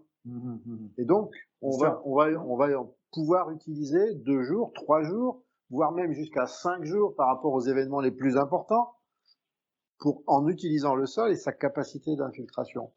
Juste un petit point, sans rentrer dans la technique et les mathématiques, mais dire qu'on entend souvent, il faut stocker et on a le droit à un débit de fuite à 2 litres seconde hectare. Bien, il faut quand même prendre en considération que 2 litres seconde hectare, c'est l'équivalent d'une perméabilité de sol de 8 mm par jour, ce qui est une perméabilité faible, mais qui permet. Voilà. Donc, on a l'impression que 2 litres seconde hectare, on va y arriver, c'est pas compliqué, c'est pas trop technique. C'est pas plus compliqué que 8 mm par jour. J'aimerais demander à Samuel Deglise, vous avez entendu ce qu'a dit Jean-Jacques Hérin, vous êtes d'accord? Comment vous voyez la chose, si je puis me permettre? Quel sujet? Sur les 8 mm par jour, là? Oui, non, c'est pas là-dessus, mais tout du moins sur les techniques, sur la façon d'envisager les choses. Oui, enfin, on peut que être d'accord. Oui, et après, est-ce que, voilà, concrètement, est-ce que les choses, se font, voilà. Tant que faire se peut, j'ai envie de dire. Non, mais honnêtement, le sujet de la gestion des eaux, enfin en tout cas chez Réalité, c'est un sujet qu'on désormais qu'on prend très très au sérieux, parce que enfin déjà on considère que c'est du bon sens, hein, que l'eau retourne dans son cycle, et indépendamment de ça, on est obligé en tant que maître d'ouvrage, que développeur territorial, entreprise à mission. Je l'ai pas dit, les premiers maîtres d'ouvrage à être entreprise à mission. On se fixe des objectifs, et notamment des objectifs opérationnels sur un certain nombre de sujets environnementaux. Le sujet de l'eau en fait partie. Et, à nous de faire et d'anticiper suffisamment pour, bah, pour faire que on tende le plus possible vers le zéro rejet. C'est un peu ça finalement le Graal, c'est le zéro rejet, Oui. c'est le zéro artificialisation nette, voilà, on fait le maximum. Euh, Simplement sur donc il y a le sujet des coûts, voilà, on anticipons et puis on s'en sortira mieux. Il y a le sujet aussi de la complexité Oui, vous disiez ça, la complexité. C'est pas la facile à, complexité. pas En fait, facile à sur mettre en certaines œuvre. opérations, ça peut complexifier la réalisation, et notamment sur les grands projets où habituellement on a un VRD qui va arriver quand on commence les travaux. Je parle plutôt sur les travaux d'aménagement. Un VRD qui arrive, puis après on a les gros œuvres qui arrivent. Sur un projet où on va avoir des systèmes, des nous, des choses comme ça. Oui. Encore une fois, je pense à Saint-Brieuc. On ne peut pas les faire avant, donc le VRD va passer après le gros œuvre parce que tout simplement, on ne pourrait pas faire passer la grue. Enfin, on ne pourrait pas faire accéder la grue aux différents terrains si on modelait trop le paysage. Et du coup, ça nécessite de repenser les phasages de la réalisation et de prendre un OPC multi-chantier. Enfin bref. Mais encore une fois, tout ça, c'est une question d'anticipation. Faut bien l'avoir en tête et on l'apprend un petit peu là à notre dépense sur certaines opérations, mais c'est un petit peu comme ça qu'on apprend aussi. Et On puis apprend en avançant. Oui. voilà, on apprend en avançant et maintenant on le sait. Très bien, merci de votre témoignage. Vous pouvez intervenir durant la suite de cette table ronde si vous le souhaitez.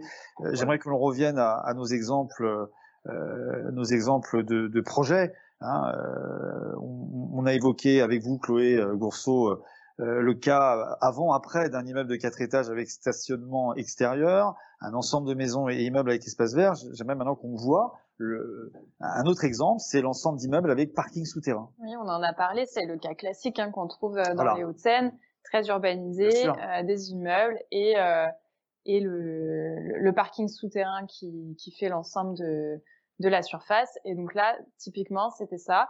Et donc j'aime bien entendre on apprend de nos erreurs, on se fait avoir une fois mais pas la fois d'après, parce que typiquement on est un peu dans ce cas-là sur ce projet-là, c'est-à-dire quand on est arrivé au moment de la demande de raccordement, le bassin de rétention était déjà construit. Donc on essaye de faire avec, et donc c'est de corriger le tir, si je puis dire. Voilà, et c'est au moment de la construction, donc c'est très désagréable du côté de l'aménageur de devoir réajuster le tir et que nous derrière on dise bah oui, mais si vous respectez pas la réglementation, vous n'avez pas le droit de vous raccorder ni les eaux usées ni les eaux pluviales pour l'excédent de ruissellement.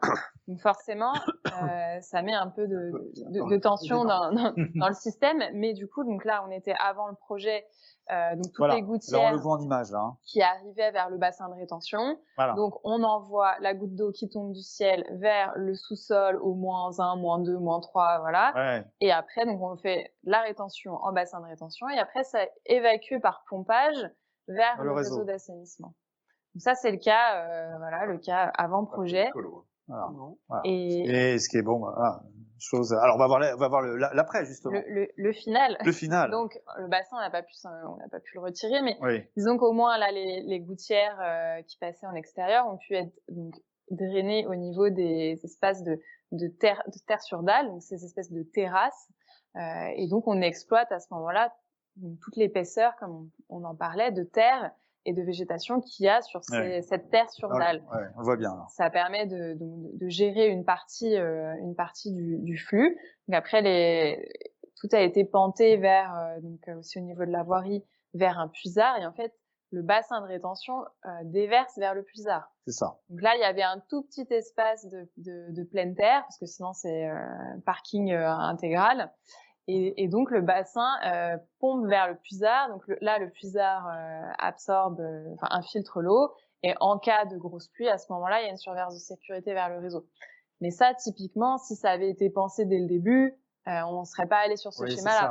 Parce que là, forcément, on accumule des solutions pour essayer de se conformer à la réglementation. Exactement. Et donc, voilà, nous, c'est-à-dire qu'au moment, finalement, Mais ça peut être justement, ça peut être coûteux, du coup. Enfin, je sais pas, je le dis de façon. Non, mais si on avait anticipé, parce que depuis le début, c'est ce qu'on dit. On dit que la question de base, c'est quand même l'anticipation. Ça permet peut-être très certainement, comme ça a été dit, d'éviter des coûts supplémentaires. On pourrait éviter ce genre de choses. Et puis finalement, c'est bien de le faire, hein, attention, c'est pas ce que je dis. Non, bien sûr, mais parce que ce qui se passe, c'est qu'on arrive aussi là en phase chantier, donc potentiellement, quand on fait une nouvelle instruction pluviale en phase chantier, c'est des jours de retard pris sur la livraison. Bien sûr. Et tout le monde est mécontent, quoi. Voilà, et on le sait que sur les Hauts-de-Seine, c'est très tendu et chaque jour de retard peut coûter très cher parce que le projet respecte pas la réglementation. La réglementation, elle dit 0 rejet. Donc là, forcément, si on envoie tout le débit, même s'il est régulé à 2 litres seconde hectare avec un bassin de rétention, la réglementation, elle n'est pas appliquée. Il faut faire le maximum et c'est uniquement l'excédent de ruissellement qui sera toléré. Et dans ce cas-là, donc il y a cette dérogation qu'on accorde. Et tant qu'il n'y a pas cette dérogation, l'autorisation de raccordement eau usée et eau pluviale n'est pas donnée. Alors on va regarder les techniques, hein, justement. Regardons précisément. Oui, tout à fait. Donc là, ce dont on parlait, c'est d'exploiter les terrasses, donc la terre sur dalle, et via un système de drain. Donc en fait, là, on est sur un plan masse à vue de dessus, avec des immeubles, enfin des bâtiments à gauche et à droite, et les gouttières. Donc l'arrivée des gouttières rejoint donc des drains, un système de drainage sur des jardins privatifs, et donc ça permet d'exploiter au maximum cet espace végétal pour infiltrer les eaux pluviales. Et donc là, il y a des drains annelés, donc c'est des drains qui sont qui permettent de laisser passer l'eau, voilà, au niveau de la terre végétale. Très bien. Donc il y avait ces drains, et donc on en parlait, le puisard. Le puisard. Donc finalement, le puisard, ça reste quand même dans les dernières solutions vers lesquelles on tend, parce qu'on va toujours essayer de préconiser donc la gestion de l'eau aérienne, donc les noues, toute l'exploitation des surfaces végétales. Et après, là, sur le puisard, déjà, on tend à concentrer le volume. Donc, c'est une solution, mais c'est pas forcément la première vers laquelle on tend.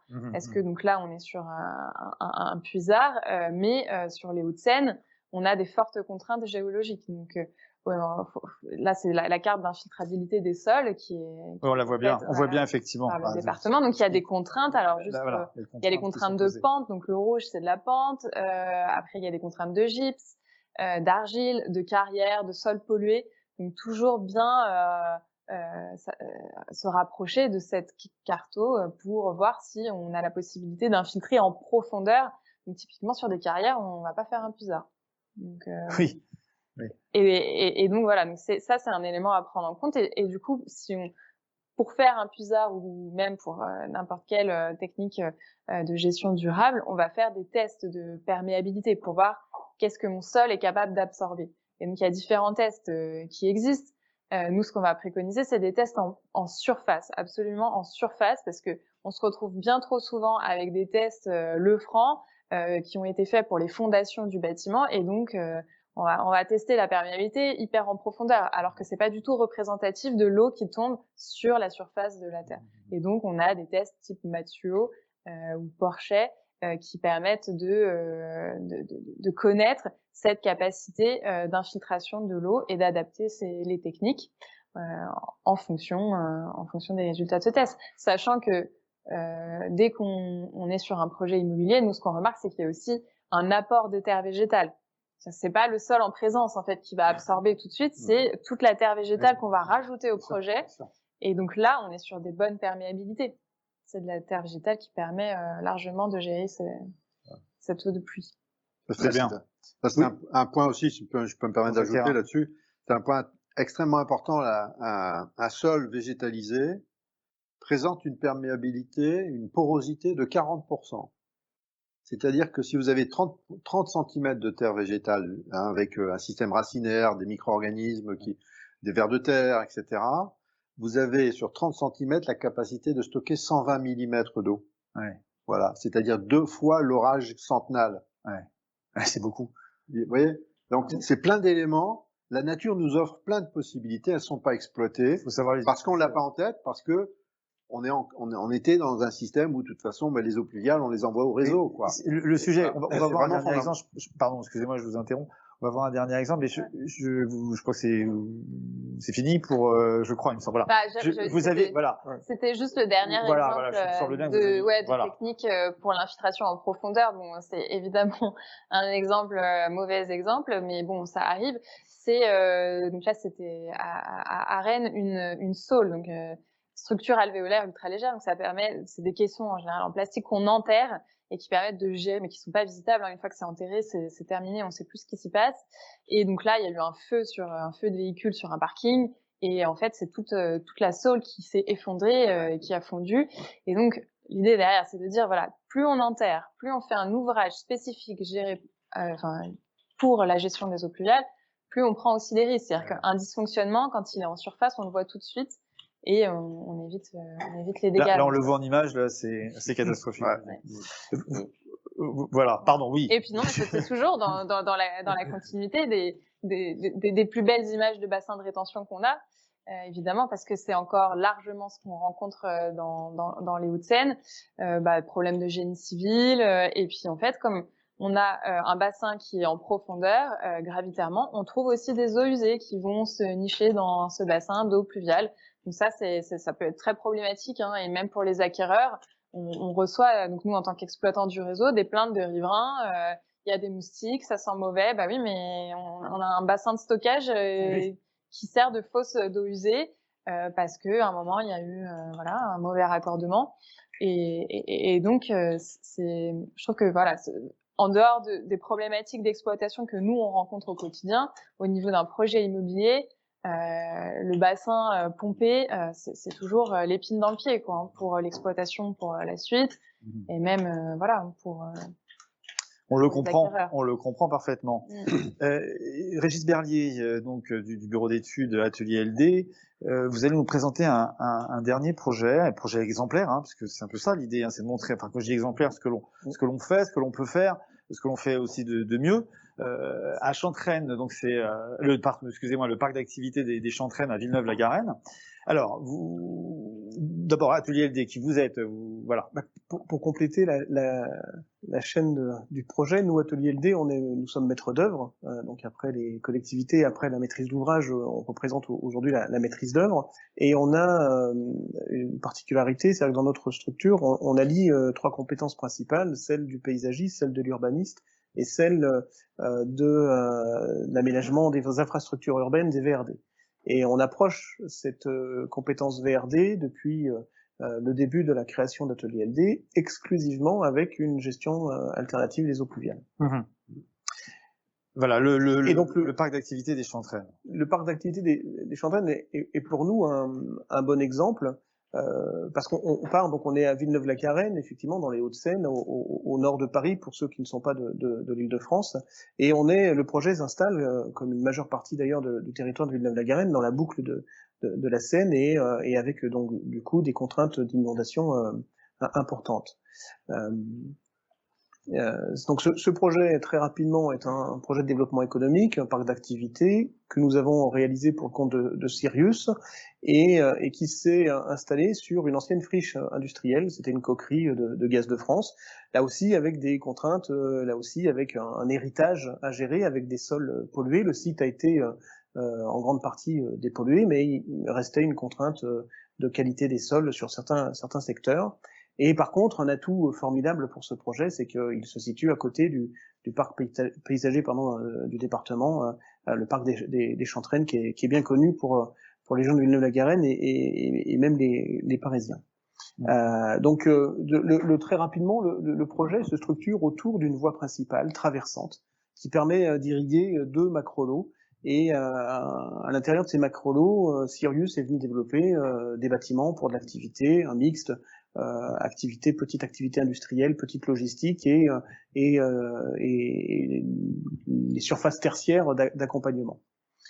Donc on a conçu le projet autour de cet axe principal, axe de desserte vière, indispensable à l'irrigation du trafic du projet, trafic automobile du projet, et on est venu border cette voie principale d'une noue qui du coup est devenue l'axe drainant du projet. Et pour intégrer des contraintes de compensation des déblais dans le cadre de la réglementation sur les zones, les secteurs inondables, on avait la nécessité de créer une zone de compensation de 40 000 m3.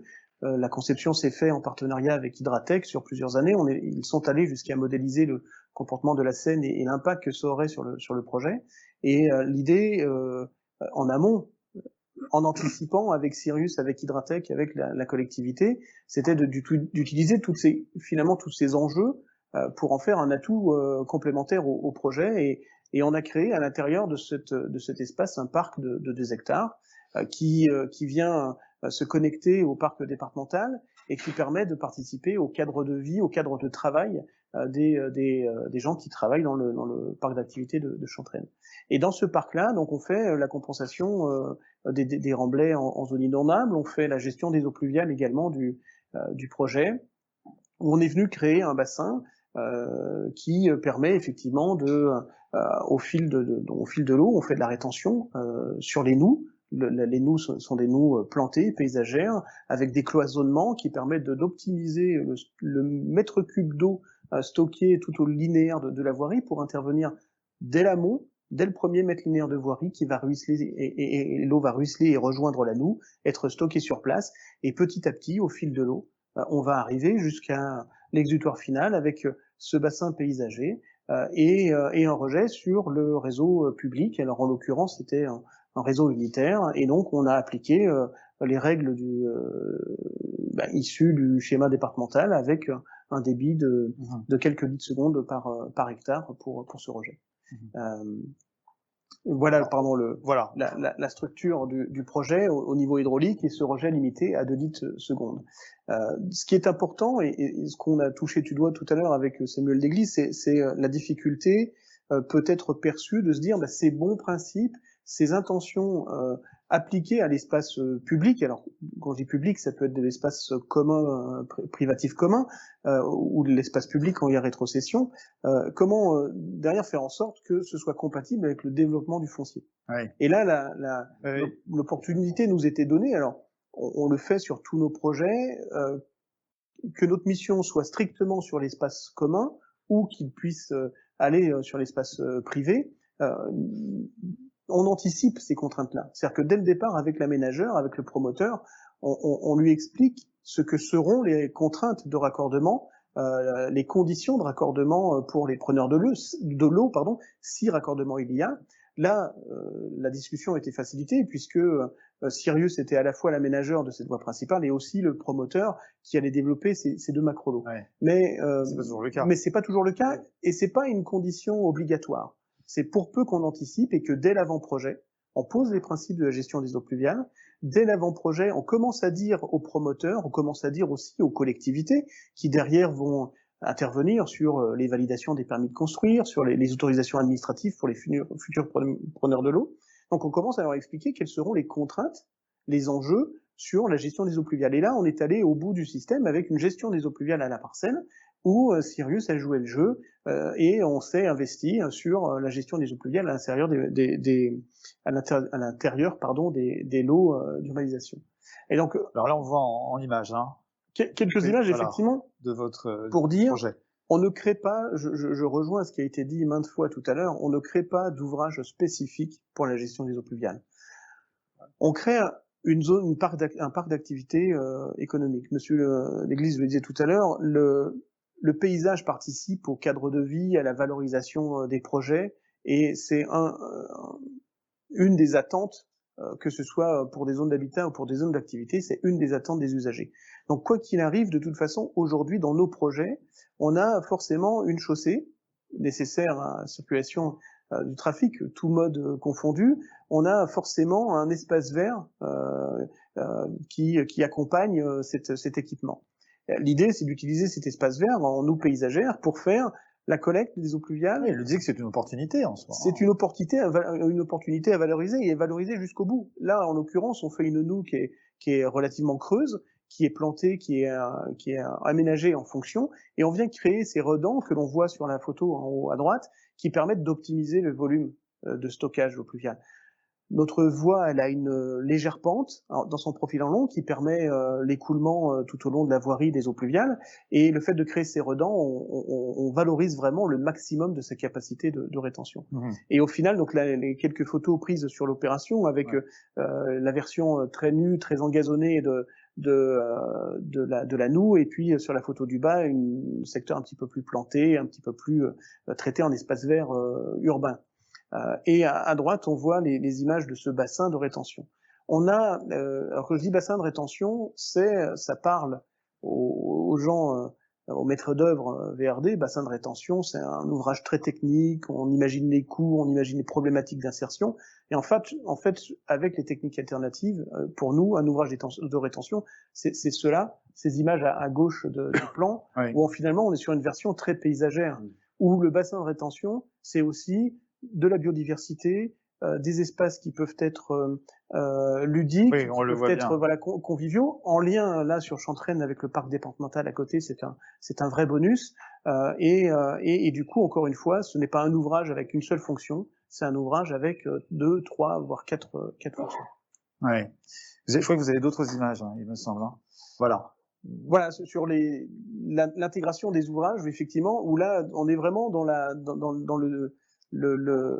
finalement le seul dogme qui doit guider la gestion des eaux pluviales par des techniques alternatives, c'est celui-là, c'est multifonction, pas d'ouvrage spécifique pour la gestion des eaux pluviales.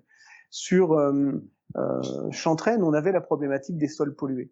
Lorsqu'on se dit au départ, on fait un parc d'activité sur 17 hectares avec les contraintes d'inondation, on a eu la chance de trouver, je ne sais pas si Sirius le voyait comme ça dès le départ, de trouver sur place un oiseau dont il a fallu protéger le biotope. 5000 m² du projet ont été gelés pour assurer cette préservation des espèces existantes.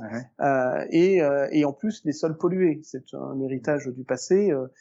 Et malgré tout, on arrive à gérer sans surcoût. L'ensemble du projet pour l'aménagement VRD, c'était 2 millions d'euros d'investissement. 10% consacré à la gestion des eaux pluviales. En fait, quand je dis 10% consacré à la gestion des eaux pluviales, c'est 10% injecté dans le paysagement de la zone, c'est 10% injecté dans la qualité de vie, dans la qualité de l'environnement de ce parc d'activité économique. Témoignage intéressant, très intéressant. D'autres images également. Voilà, pour illustrer le fait que on est loin de l'image technique et ces ouvrages-là ne coûtent pas plus cher. On parlait de filières industrielles, d'ingénierie, on n'invente rien, on est pragmatique, on arrive sur un site, on voit comment l'eau coule aujourd'hui, et le plan d'aménagement, je rejoins ce que disait Jean-Jacques tout à l'heure, le plan d'aménagement, sans mauvais jeu de mots, il coule de ça. C'est-à-dire que c'est ça qui doit nous guider dans nos conceptions d'urbanistes, de paysagistes ou de VRD, c'est ça. Parce que de toute façon, si demain on a un événement exceptionnel, l'eau, elle retrouvera son chemin. Et si on n'en a pas pris compte au départ, on arrive dans des situations qui peuvent être dramatiques, avec des sous-sols inondés, avec des lotissements entiers inondés, parce que on n'a pas imaginé la porte de sortie. Et même si on s'est trompé sur le dimensionnement d'un bassin, parce qu'on n'a pas pris le bon coefficient, parce que on n'a pas pris on a intégré la bonne pluviométrie, si ce bassin, si ce système de gestion des eaux pluviales, il est conçu avec une porte de sortie, une surverse, pour un événement exceptionnel, même s'il y a dysfonctionnement, il n'y a pas mise en péril ni des biens ni des personnes. Exactement. Alors, tout cela est effectivement très intéressant. Avant de venir à la synthèse, j'aimerais qu'on ait une petite discussion, hein, parce que il y a une étude, elle date un peu de 2012, qui a été menée par le territoire des Hauts-de-Seine, montre que ces techniques sont très peu utilisées. Finalement, enfin, on en a discuté tout au long de cette table ronde, mais quand vous voyez les chiffres, c'est quand même assez inquiétant. 1% pour la noue, 2% tranchée drainante, 2% toiture végétalisée, 2% bassin paysager. Quel est le problème? On a bien compris qu'il y avait l'anticipation, on a bien compris qu'il fallait mettre ensemble des acteurs autour de la table et discuter bien en amont. Mais est-ce qu'il n'y a pas aussi un problème, une méconnaissance, disons, ou même une prise de conscience sur cette question? Je crois, enfin, les chiffres que vous Oui, ils sont anciens. 2012, je pense qu'on a fait du chemin. Il y a du chemin, c'est vrai, mais ça.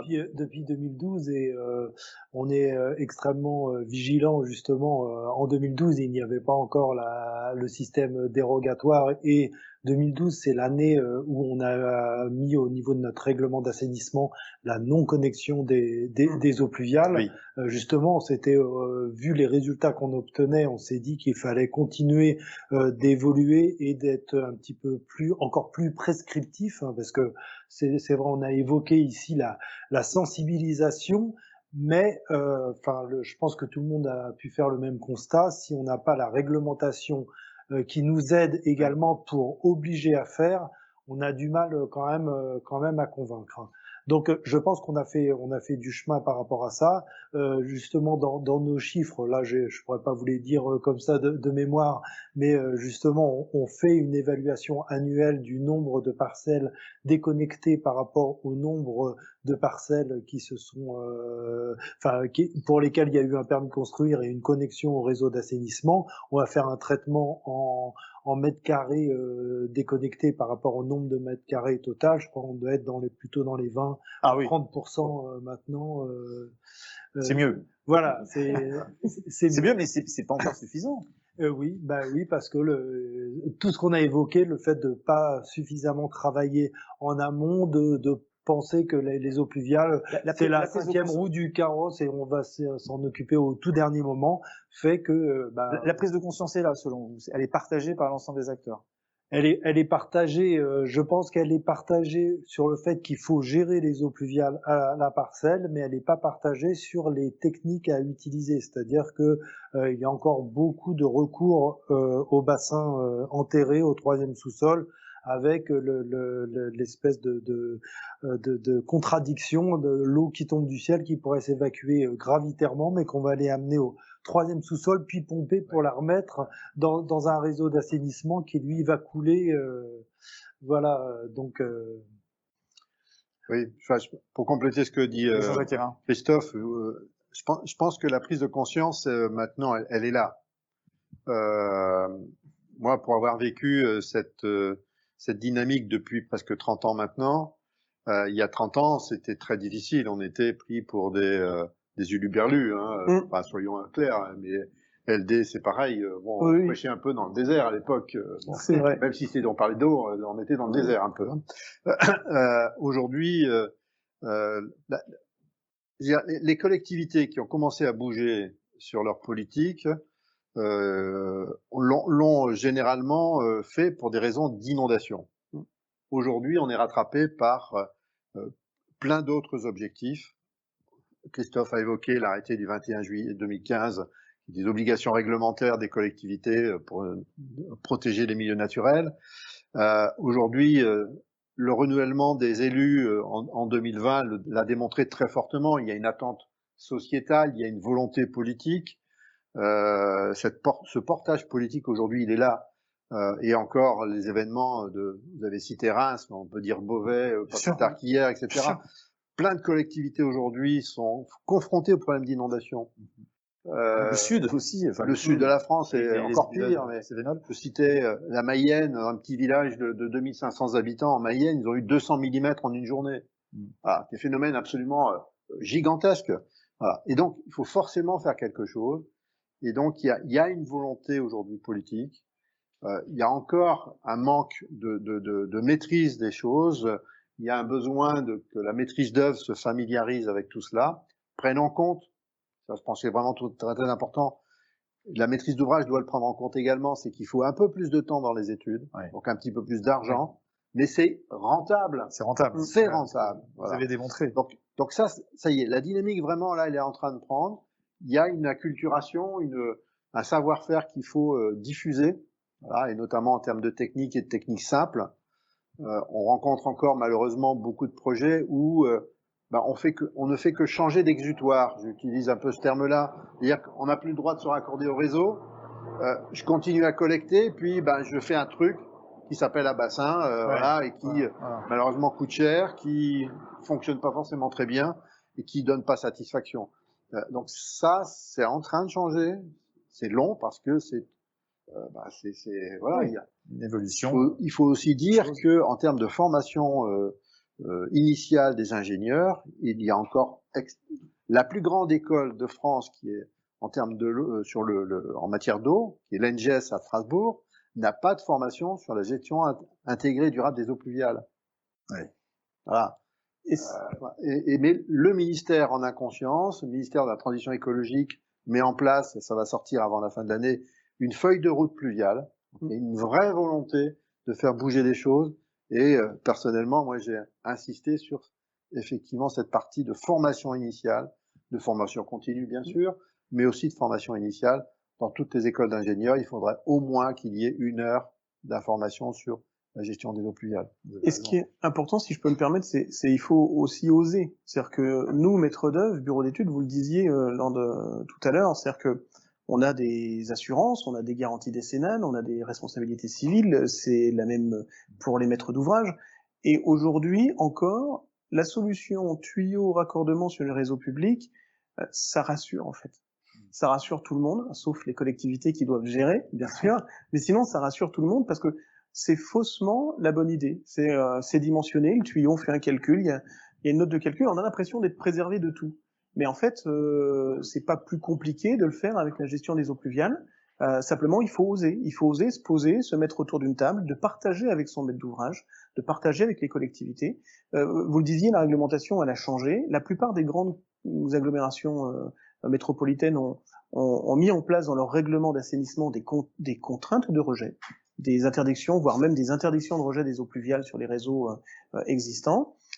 Et ce qui est bien, c'est qu'elles ont accompagné ces règlements qui apportent des contraintes avec des fiches techniques qui expliquent les outils, les tranchées drainantes, les puits d'infiltration.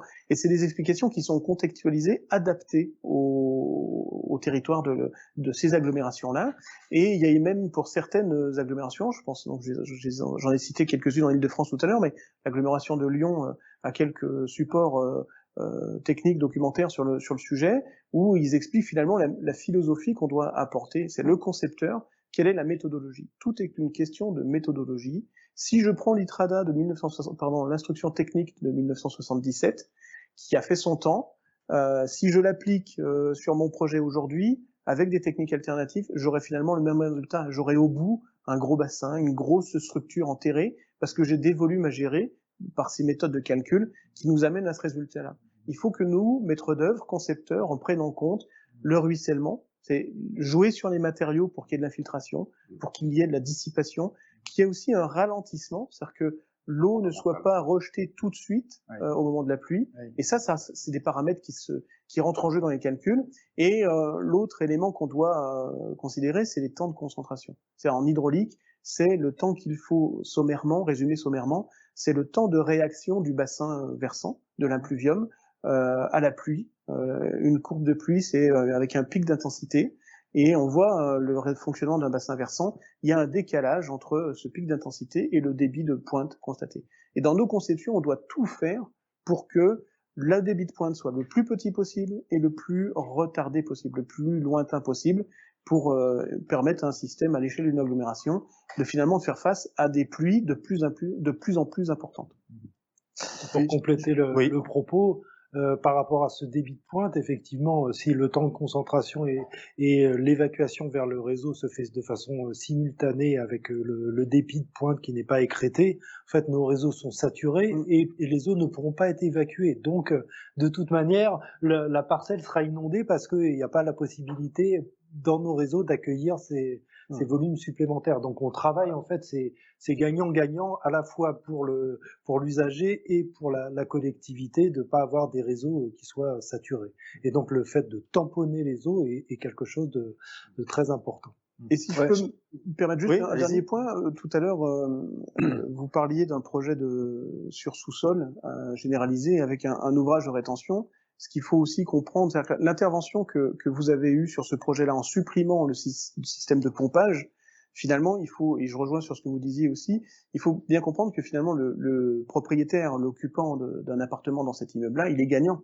Certes, le promoteur a dû faire face à des coûts, à des surcoûts en phase travaux, en phase projet, parce que ça n'a pas forcément été anticipé, mais in fine, l'occupant, il est gagnant, parce que même s'il a payé un petit peu plus cher le mètre carré d'appartement, la copropriété ne gère plus un poste de relevage. La copropriété a un système qui est beaucoup plus sécuritaire que compter sur l'électricité pour évacuer l'eau pluviale. Pour moi, c'est une hérésie. Parce que généralement, quand on a des pluies denses, on a des coupures d'électricité. Et donc là, ça veut dire quoi? Ça veut dire que qu'est-ce qui fait tampon dans ce cas-là? C'est le sous-sol. C'est les voitures qui sont garées dans le sous-sol. Et donc finalement, l'occupant, il est gagnant. Même si c'était pas anticipé, même s'il y a eu des surcoûts, in fine, la collectivité, elle est gagnante et l'occupant, il est gagnant. Et ce sont nos impôts qui gèrent les réseaux, faut pas l'oublier. Tous les réseaux de transport vous avez raison de le rappeler. dont vous parlez, ce sont nos impôts. Donc on est in fine gagnant. Je me permets de vous... Oui, allez-y. Ça me paraît important cet aspect-là, c'est que on pense qu'en innovant avec des techniques dites alternatives, qui doivent devenir la règle, hein, donc on ne devrait plus parler d'alternatives, mais de gestion intégrée durable des eaux pluviales, on pense qu'on prend des risques par rapport à une technique dite éprouvée. Sauf que la technique éprouvée, elle dysfonctionne aujourd'hui très largement et partout. Voilà. Et donc il faut vraiment casser ce mythe de sécurisation par une technique classique. Non, on prend beaucoup moins de risques. Il faut faire de la pédagogie autour de ça. On prend beaucoup moins de risques avec les techniques dites alternatives pour une bonne et simple raison, c'est que comme on travaille en sous-bassin versant les plus petits possibles, même s'il y a un sous-bassin versant petit qui va dysfonctionner, imaginons que ça dysfonctionne, tous ne vont pas dysfonctionner et on n'aura pas accumulation dans les points bas. Donc on est bien plus sécuritaire. Je vous livre trois témoignages de participants. Alors la vision pluviale doit impérativement passer par une vision urbanistique et la synergie entre les acteurs techniques. Dans tel cadre, il n'y a plus de problème de gestion des eaux pluviales. C'est vrai. Hein, c'est l'anticipation. Voilà. C'est dès le schéma de développement urbain, nos urbanistes, tous les urbanistes travaillent avec des schémas en tête sur les fonctionnements viaires, sur la cohérence territoriale, et le pluvial, en fait, le fonctionnement hydraulique des bassins versants est une des clés de l'urbanisme. Oui, effectivement. Conjuguer les objectifs. C'est ça. C'est vraiment une thématique transversale. Oui. Ça concerne tout le monde et on doit travailler ensemble. Tous ensemble, absolument. Deuxième témoignage, certaines réglementations locales, en Seine-Saint-Denis notamment, imposent une vidange en 24 heures des ouvrages de rétention, infiltration paysagers. Malheureusement, les bassins peuvent mettre 2-3 jours à se vidanger par infiltration. Alors, ça, c'est de la réglementation qui est en train d'évoluer, parce qu'effectivement, un certain nombre de collectivités ont cru bien faire en limitant les temps de vidange, voilà, en les raccourcissant. Je pense à une autre collectivité, Nantes, par exemple, son zonage pluvial prévoit une vidange obligatoire en 24 heures, ce qui est tout à fait dommage.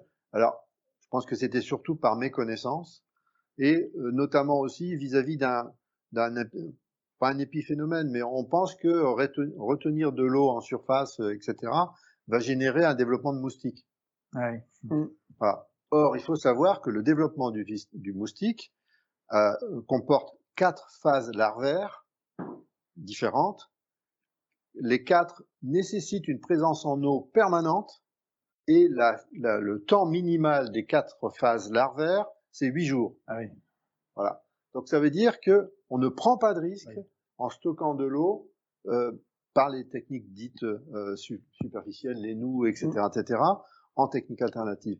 Il y a une étude qui a été menée à la demande de l'agence régionale de santé du sud-est de la France, et menée par Lyon, justement, par le Grès, qui démontre qu'il y a plus de risques de moustiques avec l'assainissement classique qu'avec l'assainissement dit intégré durable. Ça, faut le dire et le redire. Il faut casser les idées reçues, quoi. Il faut arrêter de se faire peur. Ouais. Et effectivement, les agglomérations qui avaient pris ces doubles contraintes, de se dire je réduis le débit de rejet et je demande une vidange en un délai très court, c'était aussi pour faire face à se dire, oui, bah alors une fois que le système, on a une première pluie qui passe, une fois que le système est plein, le temps qu'il se vidange, il peut plus recevoir la deuxième pluie. D'où l'idée de se dire, en 24 heures, il faut qu'il soit de nouveau apte à faire face à une nouvelle pluie. Le délai de 24 heures est effectivement court en fonction des perméabilités qu'on peut avoir Alors je connais pas spécifiquement le territoire de Nantes. L'exemple c'était Non, c'est en Seine-Saint-Denis. Seine-Saint-Denis. Mais Nantes aussi. Voilà, donc Oui. il peut y avoir des zones où on a des perméabilités importantes et ça peut être gérable, et d'autres où malheureusement elle est plus limitée et ça devient compliqué.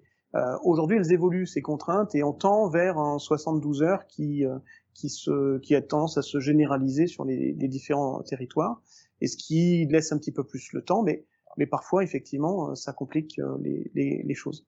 Mais encore une fois, il faut se mettre autour de la table avec la collectivité. Ce sont des règlements. Oui, on peut en discuter. Voilà, on peut en discuter. Voilà. Et sur un projet bien pensé qui va globalement dans le bon sens, on a toujours trouvé en face de nous des collectivités qui étaient ouvertes à la discussion, pour peu qu'on ait fait le maximum sur notre projet. Si on d'emblée à la première réunion on dit dérogation, ça se passe moins bien. Ça se passe même pas bien du tout. Troisième témoignage sur le sujet de l'infiltration. La perméabilité du sol peut varier à la baisse entre les essais avant le projet et l'infiltration finale après les travaux, terre compactée, etc. Alors, première chose, c'est que déjà tous les essais de perméabilité qui sont réalisés, quels qu'ils soient, sont faits sur sol saturé. C'est-à-dire que la perméabilité qui est mesurée, c'est vraiment la minimale de chez minimale. Voilà. Chloé a évoqué les essais Lefranc. C'est vraiment ce qu'il faut bannir complètement, d'autant plus que quand on fait un essai Lefranc, on fait un carottage, on lisse bien toutes les parois du carottage, et après seulement on fait un essai de perméabilité. On a déjà perdu une puissance de 10. Voilà. Très clairement. Donc, voilà. Donc, alors, après, sur la perméabilité, effectivement, on peut varier, mais dès lors qu'on est sur du sol vivant, etc., il n'y a pas de risque de colmatage et de perte de perméabilité. Au contraire, la perméabilité se développe. Et il y a des techniques. Pardon. Oui. Et dernier point, il y a aussi, mais ça a été évoqué déjà, je pense qu'il y a le risque zéro n'existe pas, et toute collectivité doit prendre en compte donc un niveau de protection vis-à-vis de la pluie, mais au-delà du niveau de protection, ça a été évoqué, il faut permettre à ce que les écoulements qui ne pourront pas être maîtrisés puissent circuler à travers la ville sans dommage. C'est la notion que j'appelle moi de lit mineur et de lit majeur en ville. Voilà, le lit mineur, c'est tout ce qu'on fait comme ouvrage, quel qu'il soit, etc.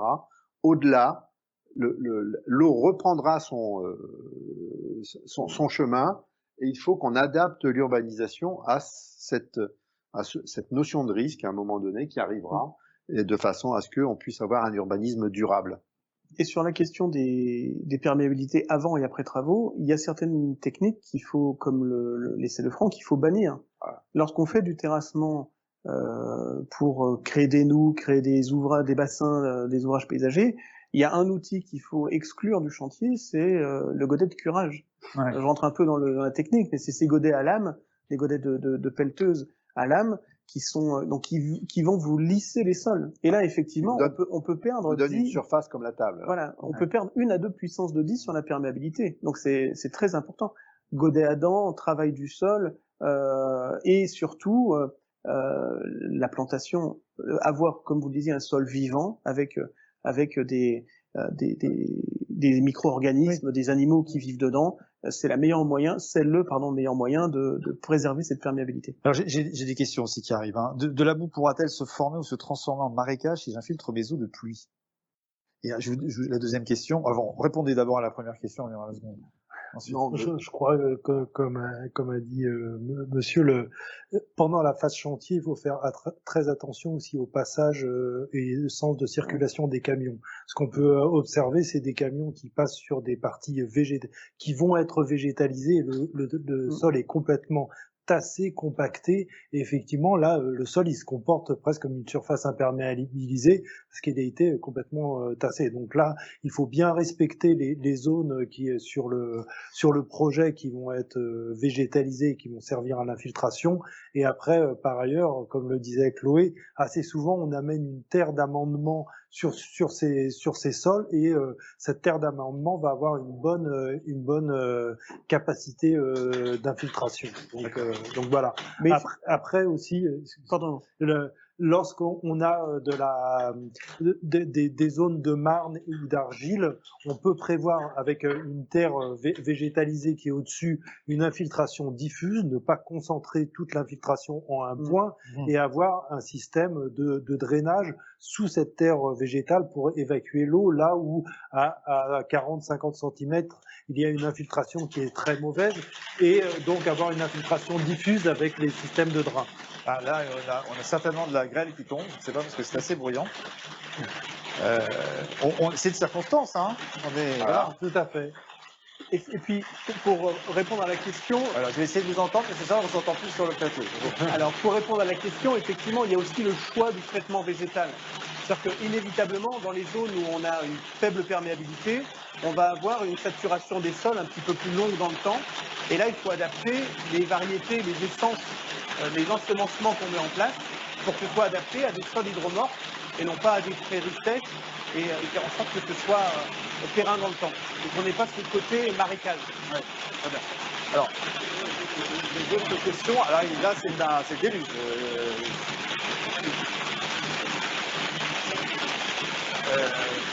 On va essayer de s'entendre déjà sur ce plateau, ce qui ne va pas être simple.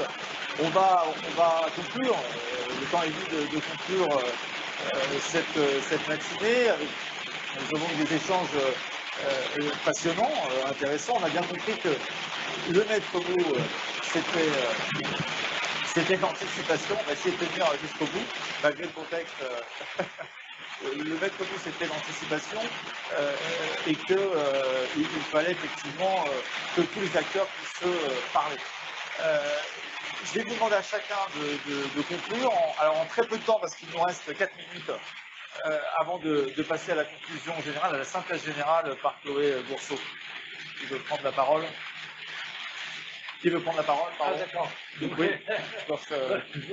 Voilà, c'est pas ça. Mais on va y arriver. Je pense que, voilà. On me dit que ça ne va pas durer très longtemps. Ah, c'est vraiment de circonstance, hein. D'accord. Non, mais c'est d'anticiper, attaquer le problème de la gestion de l'eau dès la genèse du projet et travailler avec nous, gestionnaires de l'assainissement, pour arriver à un projet vertueux et retrouver un cycle naturel de l'eau. Très bien, Jean-Jacques Perrin. Moi, je me dirais que, on a toutes les techniques aujourd'hui. Il faut oser. Parce que vraiment, je pense qu'il y a un point qui est très important, c'est oser. Ne pas penser que la nouveauté va nous créer du risque. On a plus de risques sur les politiques qui ont prévalu jusque maintenant. On a moins de risques avec les techniques telles qu'on les propose aujourd'hui. Très bien. Et moi, pour conclure, à mes collègues maîtres d'œuvre, après le oser qu'a rappelé Jean-Jacques, je dirais il faut aussi convaincre. Et ça passe par de la pédagogie. Il faut expliquer à nos maîtres d'ouvrage, à nos collectivités, les actions qu'on compte mettre en place, le fonctionnement des ouvrages, avantages, inconvénients, et pour amener l'ensemble des acteurs à adhérer au concept. Chloé Gourceau. Oui, juste pour la synthèse, mais je pense qu'on a déjà bien résumé tout ce qu'on s'est dit. La gestion des eaux pluviales, c'est avant tout se rapprocher du cycle naturel de l'eau, en limitant l'imperméabilisation, en favorisant l'évapotranspiration, en favorisant la filtration en surface et également en profondeur.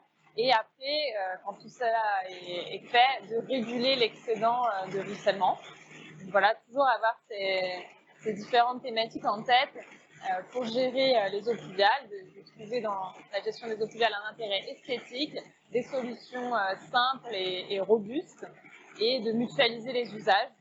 Voilà, la voirie qui sert de chaussée réservoir, un espace vert qui sert également de gestion des eaux pluviales. Donc, voilà, éviter de créer un ouvrage spécifique. Et donc, on gère la goutte d'eau au plus proche de là où elle tombe. On essaie d'intégrer la gestion du pluvial le plus tôt possible dans le projet d'aménagement. Et effectivement, comme Christophe le disait, on est là pour ça, on est là aussi pour accompagner les aménageurs. À la fois, on est au moment du dépôt du permis de construire parce que la collectivité a un regard et donc la mairie transfère le permis de construire soit à l'établissement public territorial quand c'est du réseau communal, soit au département quand c'est du réseau départemental. Et donc là, on a une première instruction qui est faite et au moment du raccordement, mais toujours au plus tôt, intégrer la gestion des eaux pluviales et d'éviter les ouvrages spécifiques. Donc voilà. Donc c'est un peu tout ça qu'il faut avoir en tête. J'entendais parler de pédagogie. Alors justement à ce sujet-là, donc la CVESC a développé des modules de e-learning sur la gestion des eaux pluviales. Actuellement, il y a 3 modules qui sont en ligne sur le site internet, donc cvesc.fr, et également Ecopolis crée des formations, des formations sur l'aménagement et la construction durable. Donc c'est des formations qui se déroulent en Île-de-France. Donc voilà, vous pouvez retrouver leur programme de formation en ligne sur leur site ecopolis.fr. Parfait, merci. Merci à tous d'avoir participé à cette table ronde. Merci aussi à Samuel Deglise qui était avec nous en duplex et merci à vous qui avez suivi cette table ronde. J'espère que les échanges qui ont été de très grande qualité ont contribué à faire avancer votre réflexion, que ces échanges nous ont permis à tous de prendre conscience que nous étions tous concernés. Merci encore de votre participation. À très bientôt pour une prochaine édition. Au revoir.